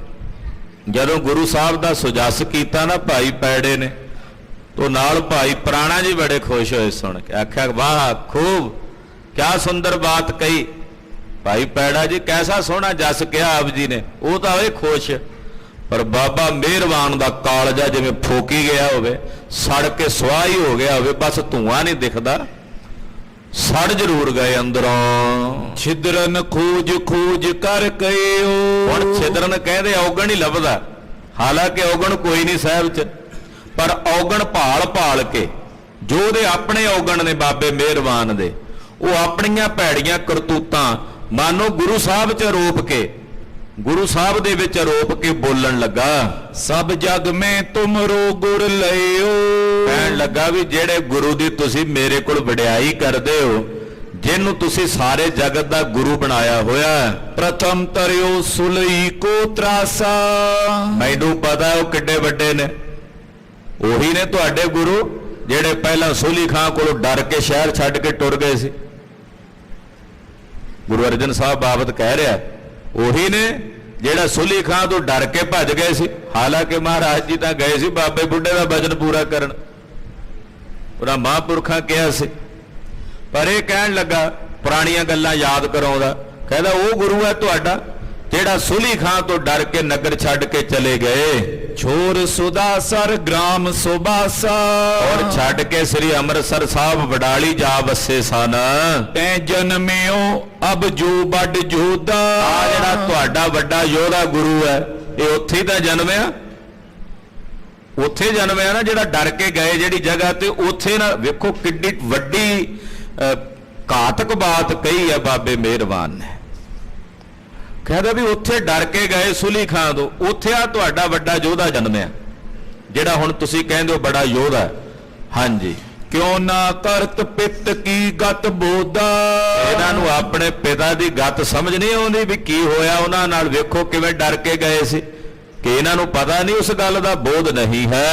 छल कर मम पित सो मिल गए। ਤੇ ਮੁੜ ਕੇ ਫਿਰ ਛਲ ਫਰੇਬ ਕਰਕੇ ਮੇਰੇ ਪਿਓ ਨਾਲ ਫਿਰ ਰਲ ਕੇ ਜਾ ਕੇ ਬਡਾਲੀ ਫਿਰ ਅੰਮ੍ਰਿਤਸਰ ਸਾਹਿਬ ਆ ਗਏ। ਇਹ ਭੱਜ ਗਏ ਸੀ ਪਹਿਲਾਂ, ਉੱਥੇ ਹੀ ਇਹ ਜਨਮੇ ਨੇ। ਤੇ ਫਿਰ ਇਹਨਾਂ ਦੇ ਪਿਤਾ ਜੀ ਗੁਰੂ ਅਰਜਨ ਦੇਵ ਸਾਹਿਬ ਉਹ ਫਿਰ ਆ ਗਏ ਅੰਮ੍ਰਿਤਸਰ ਸ਼ਹਿਰ, ਆ ਕੇ ਮੇਰੇ ਪਿਓ ਨਾਲ ਫਿਰ ਮਿੱਠੀਆਂ ਮਿੱਠੀਆਂ ਗੱਲਾਂ ਕਰਕੇ ਸਾਂਝ ਪਾ ਲਈ। आन सुदासर पुन कर कयो। ਔਰ ਫਿਰ ਆ ਕੇ ਸ੍ਰੀ ਅੰਮ੍ਰਿਤਸਰ ਸਾਹਿਬ ਆਪਣੇ ਘਰ ਰਹਿਣ ਲੱਗ ਪਏ। बस्त बस्ती अपनो बल पाए। ਉੱਥੇ ਰਹਿੰਦਿਆਂ ਰਹਿੰਦਿਆਂ ਫਿਰ ਬਲ ਪਾ ਲਿਆ ਇਹਨਾਂ ਨੇ, ਇਹ ਫਿਰ ਤਾਕਤਵਰ ਹੋ ਗਏ। दे दे रिश्वत सिखे अपनाए। ਸਿੱਖਾਂ ਨੂੰ ਰਿਸ਼ਵਤਾਂ ਦੇ ਕੇ ਆਪਣੇ ਵੱਲ ਕਰ ਲਿਆ ਬਾਬਾ ਮਿਹਰਬਾਨ। ਹਾਲਾਂਕਿ ਕਰਤੂਤਾਂ ਬਾਬਾ ਪ੍ਰਿਥੀ ਚੰਦ ਕਰਦਾ ਰਿਹਾ, ਰੋਕਦਾ ਗੁਰੂ ਅਰਜਨ ਸਾਹਿਬ ਜੋ ਕਹਿੰਦਾ ਰਿਸ਼ਵਤਾਂ ਦੇ ਦੇ ਕੇ ਸਿੱਖਾਂ ਨੂੰ ਆਪਣੇ ਵੱਲ ਕਰ ਲਿਆ। हुतो स्वभाव पिता को भोरा। ਤੇ ਮੇਰਾ ਪਿਓ ਤਾਂ ਰੱਜ ਕੇ ਭੋਲਾ ਸਾਧ ਸੀ, ਉਹਨੂੰ ਇਹਨਾਂ ਦੇ ਛਲ ਨਹੀਂ ਸਮਝ ਆਏ। ਇਹ ਗੱਲ ਸੁਣ ਕੇ ਭਾਈ ਪੈੜਾ ਜੀ ਥੱਲੇ ਨੂੰ ਮੂੰਹ ਕਰਨ ਤੇ ਨਾਲੇ ਥੋੜਾ ਜਿਹਾ ਹੱਸਣ ਵੀ ਬਾਬਾ ਪ੍ਰਿਥੀ ਚੰਦ ਬੜਾ ਭੋਲਾ ਸੀ। ਅੱਜ ਪਤਾ ਲੱਗਾ ਬਾਬੇ ਮਿਹਰਬਾਨ ਕੋਲੋਂ ਵੀ ਏਡਾ ਭੋਲਾ ਸੀ। ਕਹਿੰਦਾ ਮੇਰਾ ਬਾਪੂ ਦਾ ਭੋਲਾ ਸਾਧ ਸੀ, ਉਹਨੂੰ ਪਤਾ ਹੀ ਨਹੀਂ ਸੀ ਇਹਨਾਂ ਦੇ ਛਲ ਫਰੇਬ ਦਾ। ਹਾਂਜੀ, लखियो न कपट कूर को जोरा। ਇਹਨਾਂ ਨੇ ਇਹੋ ਜਿਹਾ ਝੂਠ ਦਾ ਜ਼ੋਰ ਪਾਇਆ ਵੀ ਇਹਨਾਂ ਦਾ ਕਪਟ ਮੇਰਾ ਪਿਤਾ ਸਮਝ ਨਹੀਂ ਸਕਿਆ। ਉਹ ਭੋਲਾ ਸਾਧ ਸੀ, ਖਬਰੇ ਕਿੰਨੇ ਭੋਲੇ ਮਰੇ ਹੋਣਗੇ ਜਦੋਂ ਬਾਬਾ ਪ੍ਰਿਥੀ ਚੰਦ ਜੰਮਿਆ ਹੋਵੇਗਾ। ਕਹਿਣ ਲੱਗਾ ਵੀ ਉਹ ਤਾਂ ਬੜਾ ਭੋਲਾ ਸਾਧ ਸੀ, ਇਹਨਾਂ ਦਾ ਕਪਟ, ਇਹਨਾਂ ਦਾ ਛਲ, ਇਹਨਾਂ ਦਾ ਫਰੇਬ ਉਹ ਸਮਝ ਨਹੀਂ ਸਕਿਆ। अपर का लग कहो खुटाई। ਕਹਿੰਦਾ ਮੈਂ ਹੋਰ ਇਹਨਾਂ ਦੀ ਖੁਟਾਈ ਕਿੱਥੋਂ ਤੱਕ ਦੱਸਾਂ। अंत समय को क्या गत पाई। ਇੱਥੋਂ ਤੱਕ ਭੱਦੇ ਸ਼ਬਦ ਬੋਲੇ ਮਿਹਰਬਾਨ ਨੇ। ਕਹਿੰਦਾ ਵੇਖੋ ਫਿਰ ਬਾਅਦ ਵਿੱਚ ਉਹਨਾਂ ਦੀ ਦਸ਼ਾ ਕੀ ਹੋਈ ਗੁਰੂ ਅਰਜਨ ਸਾਹਿਬ ਦੀ। ਕਹਿੰਦਾ ਅੰਤ ਸਮੇਂ ਕੀ ਦਸ਼ਾ ਹੋਈ ਉਹਨਾਂ ਦੀ ਜਾਣਦੇ ਹੋ ਨਾ ਤੁਸੀਂ। ਹਾਂਜੀ, ਚੰਦੂ ਬਿਲੰਦ ਸਜਾਇਨ ਦੀਨ। ਦੇਖੋ ਚੰਦੂ ਨੇ ਕਿਵੇਂ ਸਜ਼ਾਵਾਂ ਦਿੱਤੀਆਂ, ਕਿਵੇਂ ਚੰਦੂ ਨੇ ਉਹਨਾਂ ਨੂੰ ਦੰਡ ਦਿੱਤਾ। ਪਾਏ ਕਸ਼ਟ ਤਨ ਤਜਬੋ ਕੀਨ। ਔਰ ਕਿੰਨੇ ਕਸ਼ਟ ਪਾ ਕੇ ਉਹਨਾਂ ਨੇ ਆਪਣਾ ਤਨ ਤਿਆਗਿਆ। ਕੈਦ ਗਵਾਲੀਅਰ ਗਮਨਿਓ ਇਹੋ। ਹੁਣ ਆ ਜਿਹਨੂੰ ਤੁਸੀਂ ਯੋਧਾ ਗੁਰੂ ਕਹਿੰਦੇ ਹੋ, ਇਹ ਗਵਾਲੀਅਰ ਦੇ ਕਿਲੇ 'ਚ ਕੈਦੀ ਬਣਾਇਆ ਸੀ, ਇਹਨੂੰ ਵੀ ਗਵਾਲੀਅਰ ਦੇ ਕਿਲੇ 'ਚ ਕੈਦ ਕੀਤਾ ਸੀ। ਕਿਉਂ ਹੋ ਨਿਕਸਿਓ ਆਇਓ ਗ੍ਰੇਹੋ। ਪਤਾ ਨਹੀਂ ਕਿਵੇਂ ਕਿਵੇਂ ਕਰਕੇ ਨਿਕਲ ਆਏ ਤੇ ਹੁਣ ਘਰ ਆ ਗਏ ਨੇ ਉੱਥੋਂ। ਕੌਣ ਅਜਮਤ ਕਿਸ ਦਿਖਰਾਈ। ਇਹਨਾਂ ਨੂੰ ਤੁਸੀਂ ਕਹਿੰਦੇ ਹੋ ਕਰਾਮਾਤੀ ਨੇ, ਅਜਮਤੀ ਨੇ, ਉੱਥੇ ਤਾਂ ਨਹੀਂ ਵਿਖਾਈ ਕੋਈ ਕਰਾਮਾਤ ਇਹਨਾਂ ਨੇ, ਹੋਰ ਤਾਂ ਨਹੀਂ ਕੋਈ ਇਹਨਾਂ ਨੇ ਆਪਣੀ ਅਜਮਤ ਕੀਤੀ ਪ੍ਰਗਟ। ਪਰਾ ਲਬਦ ਤੇ ਸਭ ਬਨ ਆਈ। ਇਹ ਸਾਰਾ ਕੁਝ ਪਰਾ ਲਬਦ ਨਾਲ ਹੀ ਬਣਾਇਆ। ਜੇ ਨਿਕਲੇ ਨੇ ਤੇ ਤਾਂ ਵੀ ਪਰਾ ਲਬਦ ਨਾਲ, ਕੋਈ ਕਰਾਮਾਤ ਨਾਲ ਥੋੜੀ ਆਏ ਆਪਣੀ ਨਾਲੇ ਬਾਹਰ, ਆਪਣੀ ਪਰਾ ਲਬਦ ਨਾਲ ਹੀ ਬਾਹਰ ਆਏ ਹਨ। ਜਿਨ ਟਿਗ ਸ਼ਕਤ ਸੋ ਕੈਸੇ ਕਹੀ। ਜਿਨ੍ਹਾਂ ਦੇ ਕੋਲ ਸ਼ਕਤੀ ਹੁੰਦੀ ਆ ਨਾ, ਉਹ ਏਦਾਂ ਨਹੀਂ ਜਾ ਕੇ ਕੈਦਾਂ ਵਿੱਚ ਪੈਂਦੇ। ਕਿਮ ਕਮਤਾ ਆਪਣੀ ਜਗ ਚਾਈ। ਉਹ ਭਲਾ ਕਿਵੇਂ ਆਪਣੀ ਕਮਤਾ ਚਾਹਣਗੇ, ਉਹ ਕਿਵੇਂ ਆਪਣਾ ਅਨਾਦਰ ਚਾਹਣਗੇ ਜਿਨ੍ਹਾਂ ਕੋਲ ਕਰਾਮਾਤ ਹੁੰਦੀ ਹੈ। ਬਖਤ ਜਿਨੋਂ ਕੋ ਹਰਿ ਅਵਤਾਰ। ਜਿਨ੍ਹਾਂ ਨੂੰ ਤੁਸੀਂ ਇਹ ਬਕਦੇ ਹੋ ਕਹਿੰਦੇ ਹੋ, ਬਕਦਾ ਹੀ ਕਿਹਾ ਨੇ, ਕਹਿੰਦਾ ਜਿਨ੍ਹਾਂ ਬਾਬਤ ਤੁਸੀਂ ਇਹ ਬਕ ਰਹੇ ਹੋ ਕਿ ਗੁਰੂ ਸਾਹਿਬ ਜੀ ਗੁਰੂ ਹਰਗੋਬਿੰਦ ਸਾਹਿਬ ਹਰੀ ਦਾ ਅਵਤਾਰ ਨੇ, ਪਰਮੇਸ਼ਰ ਦਾ ਅਵਤਾਰ ਨੇ। ਕਰੇ ਵਡਾਈ ਖਾਏ ਆਹਾਰ, ਉਹਨਾਂ ਦੀ ਵਡਿਆਈ ਕਰਕੇ ਤੁਸੀਂ ਰੋਟੀਆਂ ਖਾਂਦੇ ਹੋ, 4 ਫੁਲਕੇ ਤੁਹਾਨੂੰ ਉਹਨਾਂ ਕੋਲ ਵਡਿਆਈ ਕਰਕੇ ਮਿਲਦੇ ਆ। ਸ਼੍ਰੀ ਨਾਨਕ ਕੀ ਚਾਹਤ ਰੀਸ, ਇਹ ਗੁਰੂ ਨਾਨਕ ਸਾਹਿਬ ਦੀ ਰੀਸ ਕਰਦੇ ਆ, ਇਹ ਕਿੱਥੇ ਉਹਨਾਂ ਵਰਗੇ ਹੋ ਸਕਦੇ ਨੇ। ਇਹ ਅਵਤਾਰ ਜੋ ਪੂਰਨ ਈਸ਼, ਗੁਰੂ ਨਾਨਕ ਸਾਹਿਬ ਸੀ ਈਸ਼ਵਰ ਦਾ ਅਵਤਾਰ, ਉਹ ਸੀ ਪ੍ਰਮਾਤਮਾ ਦਾ ਅਵਤਾਰ। ਸੁਨਤ ਪਿਰਾਣੇ ਬੈਨ ਬਖਾਨੀ, ਜਦੋਂ ਇਹ ਗੱਲਾਂ ਕਹੀਆਂ ਤੇ ਸੁਣ ਕੇ ਭਾਈ ਪ੍ਰਾਣਾ ਜੀ ਅੱਗੋਂ ਬੋਲੇ, ਏਕ ਜੋਤ ਖਟ ਤਨ ਗੁਰ ਠਾਨੀ। ਕਹਿਣ ਲੱਗੇ ਉਹ ਮਿਹਰਬਾਨ, ਜਿੰਨੀਆਂ ਤੂੰ ਗੱਲਾਂ ਕਰਦਿਆਂ ਸਾਡੇ ਕੋਲ ਸੁਣੀਆਂ ਨਹੀਂ ਪਈਆਂ ਜਾਂਦੀਆਂ, ਪਰ ਸਾਨੂੰ ਗੁਰੂ ਸਾਹਿਬ ਦੀ ਆਗਿਆ ਹੈ ਤਾਂ ਆਏ ਆ ਇੱਥੇ। ਸੁਣ, ਜਿਹੜੀ ਜੋਤ ਗੁਰੂ ਨਾਨਕ ਸਾਹਿਬ ਵਿੱਚ ਹੈ ਉਹੀ ਗੁਰੂ ਹਰਗੋਬਿੰਦ ਸਾਹਿਬ ਵਿੱਚ ਵਿਦਮਾਨ ਹੈ। ਇੱਕੋ ਹੀ ਜੋਤ ਹੈ ਜਿਹੜੀ 6 ਜਾਮਿਆਂ ਤੱਕ ਵਰਤੀ ਹੈ। ਆਏ ਗੁਰਨ ਕੀ ਇੱਕ ਵਡਿਆਈ, 6 ਗੁਰੂ ਸਾਹਿਬਾਨਾਂ ਦੀ ਇੱਕੋ ਵਡਿਆਈ, ਜਹੀ ਗੁਰੂ ਨਾਨਕ ਸਾਹਿਬ ਦੀ ਵਡਿਆਈ ਉਹ ਜੀ ਵਡਿਆਈ ਗੁਰੂ ਹਰਗੋਬਿੰਦ ਸਾਹਿਬ ਦੀ ਹੈ। ਅਜ਼ਮਤ ਦੇਹ ਨ ਜੇ ਸਿਰ ਜਾਈ, ਅਜ਼ਮਤ ਨਹੀਂ ਵਿਖਾਈ, ਵੱਡਿਆਂ ਸਤਿਗੁਰਾਂ ਦਾ ਇਤਿਹਾਸ ਗਵਾਹੀ ਦਿੰਦਾ ਹੈ, ਭਾਵੇਂ ਸਿਰ ਚਲਾ ਜਾਏ ਪਰ ਅਜ਼ਮਤ ਨਹੀਂ ਵਿਖਾਈ। ਸ਼੍ਰੀ ਅੰਗਦ ਗੁਰ ਨਾਨਕ ਰੂਪ, ਸੁਣ ਤੈਨੂੰ ਦੱਸਾਂ, ਜੇ ਤੈਨੂੰ ਯਾਦ ਨਹੀਂ ਤੇ ਮੈਂ ਯਾਦ ਕਰਾ ਦਿੰਨਾ। ਮਿਹਰਬਾਨ, ਗੁਰੂ ਅੰਗਦ ਦੇਵ ਸਾਹਿਬ ਨੂੰ ਮੰਨਦਾ? ਕਹਿੰਦਾ ਹਾਂ। ਉਹ ਗੁਰੂ ਨਾਨਕ ਸਾਹਿਬ ਦਾ ਰੂਪ ਨੇ ਜਾਣਦਾ? ਕਹਿੰਦਾ ਹਾਂ। ਕਹਿੰਦੇ ਫਿਰ ਸੁਣ। ਹਾਂਜੀ, ਤੁਮ ਮਾਨਤ ਕਹਿ ਨਹੀਂ ਅਨੂਪ, ਬਸ ਮੰਨਦਾ ਕਿ ਨਹੀਂ ਮੰਨਦਾ ਉਹਨਾਂ ਨੂੰ ਗੁਰੂ ਨਾਨਕ ਸਾਹਿਬ ਦਾ ਰੂਪ? ਸੋ ਜਾਟਨ ਮਿਲ ਗ੍ਰਾਮ ਨਿਕਾਰੇ, ਤੇ ਉਹ ਕਿੱਡੇ ਵੱਡੇ ਦਇਆਲੂ ਕਿਰਪਾਲੂ ਗੁਰੂ ਨਾਨਕ ਸਾਹਿਬ ਦਾ ਰੂਪ। ਤੇ ਕੁਝ ਖਹਿਰੇ ਜ਼ਿਮੀਂਦਾਰ ਖਡੂਰ ਸਾਹਿਬ ਦੇ ਤਪੇ ਦੇ ਆਖੇ ਲੱਗੇ, ਉਹਨਾਂ ਗੁਰੂ ਅੰਗਦ ਸਾਹਿਬ ਦੀ ਨਿਰਾਦਰੀ ਕਰਕੇ ਆਪਣੇ ਨਗਰੋਂ ਬਾਹਰ ਕੱਢ ਦਿੱਤਾ ਵੀ ਚਲੇ ਜਾਓ ਸਾਡੇ ਪਿੰਡ ਚ, ਮੀਂਹ ਨਹੀਂ ਪੈਂਦਾ ਤੁਹਾਡੇ ਕਰਕੇ। ਹਾਂਜੀ, ਨਿਕਸ ਗਏ ਨੈ ਸ਼ਕਤ ਦਿਖਾਰੇ, ਉਹ ਨਿਕਲ ਗਏ ਪਰ ਉਹਨਾਂ ਸ਼ਕਤੀ ਨਹੀਂ ਵਿਖਾਈ। ਤੇ ਫਿਰ ਤੂੰ ਕੀ ਕਹੇਗਾ ਵੀ ਉਹ ਪੂਰਨ ਨਹੀਂ ਸੀ?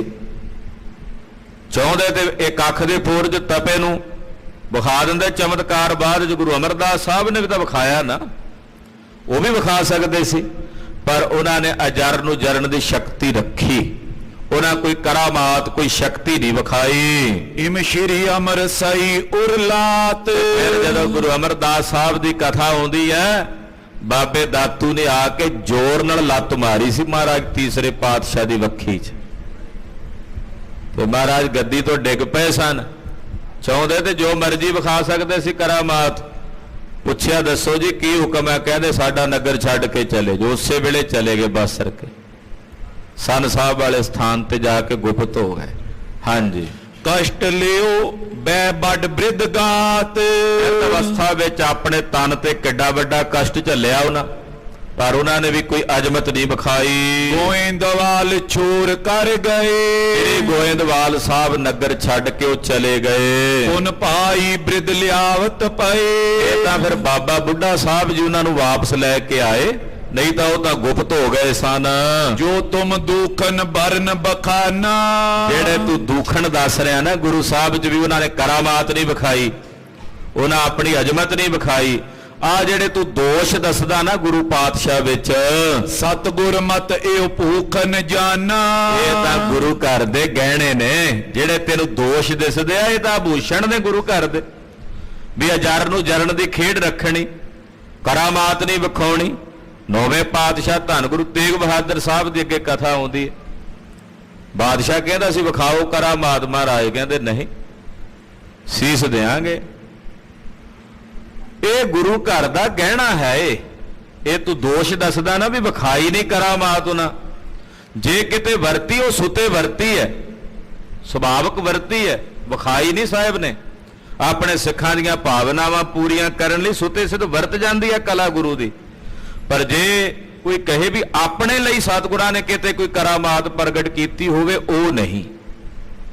ਕਿਸੇ ਸਿੱਖ ਦੀ ਸ਼ਰਧਾ ਪੂਰਨੀ ਉੱਥੇ ਕਲਾ ਵਰਤਾ ਦਿੰਦੇ, ਆਪਣੇ ਲਈ ਨਹੀਂ ਵੀ ਮੈਂ ਆਪਣੀ ਜਾਨ ਬਚਾ ਲਵਾਂ। 5ਵੇਂ ਪਾਤਸ਼ਾਹ ਨੇ ਕੋਈ ਕਰਾਮਾਤ ਨਹੀਂ ਵਿਖਾਈ।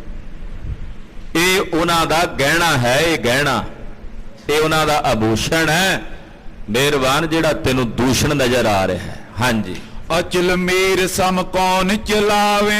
ਉਹ ਅਚਲ ਮੇਰ ਦੇ ਸਮਾਨ ਨੇ, ਕੌਣ ਹੈ ਐਸਾ ਜਿਹੜਾ ਉਹਨਾਂ ਨੂੰ ਚਲਾਇਮਾਨ ਕਰ ਸਕੇ, ਉਹਨਾਂ ਨੂੰ ਸ਼ਹੀਦ ਕਰ ਸਕੇ। ਚੰਦੂ ਕੀ ਚੀਜ਼ ਸੀ, ਇਹ ਤਾਂ ਉਹਨਾਂ ਦੀ ਆਪਣੀ ਖੇਡ ਸੀ। ਜਿਨ ਕੀ ਗਤ ਕੁਛ ਲਖੀ ਨ ਜਾਵੇ। ਐ ਮਿਹਰਬਾਨ, ਉਹਨਾਂ ਦੀ ਗਤ ਜਾਣੀ ਨਹੀਂ ਜਾ ਸਕਦੀ। ਤੇਰੇ ਵਰਗੇ ਜੀਵ ਕੀ ਸਮਝਣਗੇ ਗੁਰੂ ਕੀ ਗਤ ਨੂੰ। ਬੂੰਦਕ ਅਜ਼ਮਤ ਹੈ ਜਿਸ ਪਾਸ। ਇਹਨਾਂ ਕੋਲ ਇੱਕ ਬੂੰਦ ਕ ਮਾਤਰ ਅਜ਼ਮਤ ਹੁੰਦੀ ਨਾ, ਬੂੰਦ ਜਿੰਨੀ ਕਰਾਮਾਤ ਹੁੰਦੀ ਹੈ। ਕਰੇ ਬਿਦਤ ਜਗ ਕੀ ਤਰਿਆਸ। ਉਹ ਲੋਕਾਂ ਕੋਲੋਂ ਵਡਿਆਈ ਦੀ ਇੱਛਾ ਰੱਖ ਕੇ ਉਹ ਪ੍ਰਗਟ ਕਰਦੇ ਫਿਰਦੇ ਵੀ ਲੋਕ ਕਹਿਣ ਵਾਹ ਜੀ ਵਾਹ, ਬੜੇ ਬਾਬਾ ਜੀ ਕਰਾਮਾਤੀ ਹੈ। ਉਹ ਲੋਕਾਂ ਦੀ ਪੂਜਾ ਵਾਸਤੇ, ਦੁਨੀਆ ਕੋਲੋਂ ਆਪਣੀ ਵਾਹ-ਵਾਹ ਖੱਟਣ ਵਾਸਤੇ ਕਰਾਮਾਤਾਂ ਵਿਖਾਉਂਦੇ ਫਿਰਦੇ ਐ।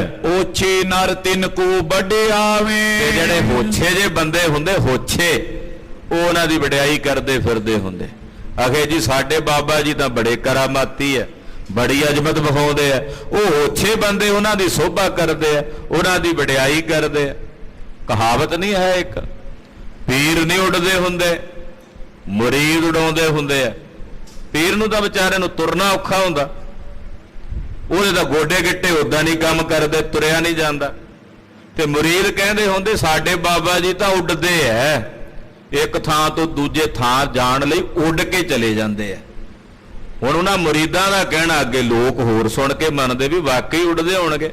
ਕਹਿੰਦੇ ਉਹ ਗੱਲ ਹੀ ਇੰਨੀ ਦਾਅਵੇ ਨਾਲ ਕਰਦੇ ਐ ਵੀ ਮਹਾਰਾਜ ਸਾਡੇ ਬਾਬਾ ਜੀ ਤਾਂ ਬੜੇ ਅਜ਼ਮਤੀ ਐ, ਉਹ ਤਾਂ ਹੱਥਾਂ ਦੇ ਉੱਤੇ ਸਰੋਂ ਜਵਾ ਦਿੰਦੇ ਆ ਜੀ, ਐਡੇ ਅਜ਼ਮਤੀ ਐ।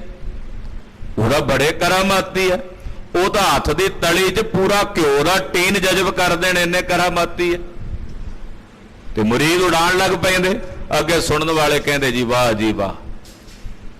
ਭਾਈ ਪੈੜਾ ਜੀ ਕਹਿੰਦੇ ਓਛੇ ਬੰਦੇ ਹੁੰਦੇ ਜਿਹੜੇ ਉਹਨਾਂ ਨੂੰ ਵਡਿਆਉਂਦੇ ਐ, ਇਹੋ ਜਿਹਿਆਂ ਨੂੰ ਜਿਹੜੇ ਮਾੜੀ ਮੋਟੀ ਕੋਈ ਛੂ ਮੰਤਰ ਜਾ ਕਰਕੇ, ਜਾਦੂ ਟੂਣਾ ਜਾ ਕਰਕੇ ਲੋਕਾਂ ਕੋਲੋਂ ਵਡਿਆਈ ਪ੍ਰਾਪਤ ਕਰਦੇ ਨੇ।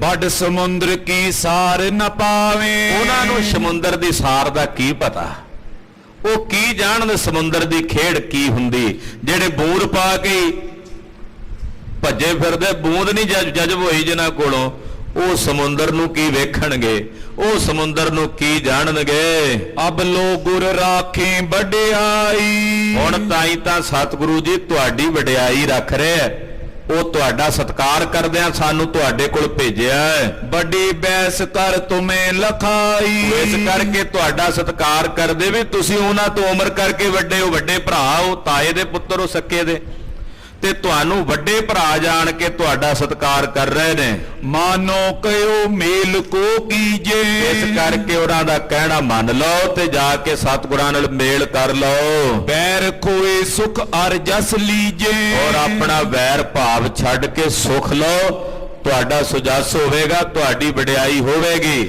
ਜਾਣੇ ਹਮਰੀ ਹੋਏ ਛੁਟਾਈ। ਔਰ ਤੂੰ ਇਹ ਜਾਣਦਾ ਵੀ ਸਾਡੀ ਇਹਦੇ 'ਚ ਛੁਟਿਆਈ ਹੋਵੇਗੀ, ਤੂੰ ਇਹ ਸੋਚਦਾ ਵੀ ਮੇਰੀ ਇਹਦੇ 'ਚ ਛੁਟਿਆਈ ਹੋਵੇਗੀ, ਤਾਂ ਐਸਾ ਨਹੀਂ ਹੈ। ਸਤਿਗੁਰੂ ਗੁਰੂ ਹਰਗੋਬਿੰਦ ਸਾਹਿਬ ਜੀ ਨੇ ਜੇ ਸਾਨੂੰ ਤੇਰੇ ਕੋਲ ਭੇਜਿਆ ਨਾ, ਤੇ ਤੇਰੇ ਸਤਿਕਾਰ ਵਜੋਂ ਵੀ ਤੂੰ ਵੱਡਾ ਆ, ਵੱਡਾ ਭਰਾ ਆ, ਕਿਉਂ ਇੱਥੇ ਆ ਕੇ ਜਲੀਲ ਹੁੰਨਾ ਤੁਰਕਾਂ ਕੋਲ। ਉਹ ਇਹ ਜਾਣਦੇ ਆ ਵੀ ਇੱਥੇ ਤੂੰ ਛੋਟਾ ਹੋਵੇਂਗਾ ਇਹਨਾਂ ਦੇ ਸਾਹਮਣੇ। ਕਰੇ ਪੁਕਾਰ ਤੁਰ ਕੇ ਅਗਵਾਈ। ਇਹਨਾਂ ਤੁਰਕਾਂ ਅੱਗੇ ਆ ਕੇ ਤੂੰ ਜਾ ਕੇ ਜੀਜੜੀਆਂ ਕੱਢੇਗਾ, ਪੁਕਾਰਾਂ ਕਰੇਗਾ। ਉਹ ਨਹੀਂ ਚਾਹੁੰਦੇ ਕਿ ਸਾਡਾ ਵੱਡਾ ਭਰਾ ਇਦਾਂ ਤੁਰਕਾਂ ਦੇ ਸਾਹਮਣੇ ਜੀਜੜੀਆਂ ਕੱਢਦਾ ਫਿਰੇ। ਜਿਹੜੀ ਤੁਰਕਾਂ ਦੀ ਕਚਹਿਰੀ 'ਚ ਅਸੀਂ ਸਨਮਾਨ ਨਾਲ ਜਾਂਦੇ ਆ, ਉੱਥੇ ਤੂੰ ਜਾ ਕੇ ਜੀਜੜੀਆਂ ਕੱਢੇ, ਜਲੀਲ ਹੋਵੇ, ਇਹ ਛੇਵੇਂ ਪਾਤਸ਼ਾਹ ਨਹੀਂ ਚਾਹੁੰਦੇ। ਨਾਮ ਵਡਨ ਕੋ ਸਭ ਮੈਂ ਆਹੇ। ਕਿਉਂਕਿ ਤੇਰੇ ਨਾਂ ਦੀ ਕੋਈ ਗੱਲ ਨਹੀਂ ਮਿਹਰਬਾਨ, ਤੂੰ ਹੈ ਨਹੀਂ ਹੈ ਇਹਦਾ ਕੋਈ ਮਤਲਬ ਨਹੀਂ, ਪਰ ਤੇਰੇ ਨਾਂ ਨਾਲ ਸਤਿਗੁਰੂ ਗੁਰੂ ਰਾਮਦਾਸ ਸਾਹਿਬ ਦਾ ਨਾਂ ਜੁੜਿਆ। ਉਹ ਆਪਣੇ ਵੱਡਿਆਂ ਦੇ ਨਾਂ ਕਰਕੇ ਤੈਨੂੰ ਬੁਲਾ ਰਿਹਾ ਆਪਣੇ ਪਾਸ, ਵੀ ਵੱਡਿਆਂ ਦਾ ਨਾਂ ਇੱਥੇ ਤੂੰ ਵਰਤਦਾ। ਹਾਂਜੀ, ਸ਼੍ਰੀ ਗੁਰੂ ਰਾਮਦਾਸ ਕੇ ਕਹੇ। ਇੱਥੇ ਹੀ ਕਿਹਾ ਜਾਂਦਾ ਵੀ ਇਹ ਰਾਮਦਾਸ ਕੇ ਨੇ, ਯਾਨੀ ਕਿ ਗੁਰੂ ਰਾਮਦਾਸ ਸਾਹਿਬ ਦੇ ਨੇ। ਏਦਾਂ ਇੱਥੇ ਕਿਹਾ ਜਾਂਦਾ ਹੈ। ਇਮ ਲਖ ਲਾਜ ਤਰੇ ਲਖ ਮਨਈ। ਇਹ ਜਾਣ ਕੇ ਉਹ ਆਪਣੇ ਮਨ 'ਚ ਇਸ ਗੱਲ ਦੀ ਲਾਜ ਰੱਖਦੇ ਆ, ਵੱਡਿਆਂ ਦੇ ਨਾਂ ਦੀ ਲਾਜ ਰੱਖਦੇ ਹਨ। ਤੁਮਰੇ ਸੰਗ ਮਿਲਨ ਚੈ ਮਨਈ। ਤਾਂ ਤੈਨੂੰ ਆਪਣੇ ਕੋਲ ਬੁਲਾ ਕੇ ਮਿਲਣਾ ਚਾਹੁੰਦੇ ਹਨ। ਮੀਰਵਾਨ ਬੋਲਿਓ ਰਿਸ ਪਾਗੇ। ਇਹ ਸੁਣ ਕੇ ਮਿਹਰਬਾਨ ਬੜਾ ਗੁੱਸੇ 'ਚ ਅੱਗ ਭੰਬੂਲਾ ਹੋਇਆ ਬੋਲਿਆ, ਉਠੋ ਕਿਉਂ ਨਾ ਮਮ ਨੇਤਰਨ ਆਗੇ। ਚੀਚੀਆਂ ਵੱਟ ਕੇ ਭੌਹਾਂ ਜੀਆਂ ਚੜਾ ਕੇ ਅੱਖਾਂ ਟੇਢੀਆਂ ਕਰਕੇ ਕਹਿੰਦਾ ਨਿਕਲਦੇ ਨਹੀਂ ਇੱਥੋਂ। ਕਿਉਂ ਬੈਠੇ ਹੋ ਮੇਰੇ ਸਾਹਮਣੇ, ਮੇਰੀਆਂ ਅੱਖਾਂ ਦੇ ਸਾਹਮਣੇ ਕਿਉਂ ਬੈਠੇ ਹੋ? ਅੱਖਾਂ ਦੇ ਫੋਲੇ ਬਣ ਕੇ ਨਿਕਲ ਜਾਓ ਇੱਥੋਂ, ਮੇਰੀਆਂ ਅੱਖਾਂ ਤੋਂ ਓਲੇ ਹੋ ਜਾਓ। ਆਪਣੀ ਕੁਸ਼ਲ ਚੋ ਚੱਲ ਜਾਵੋ।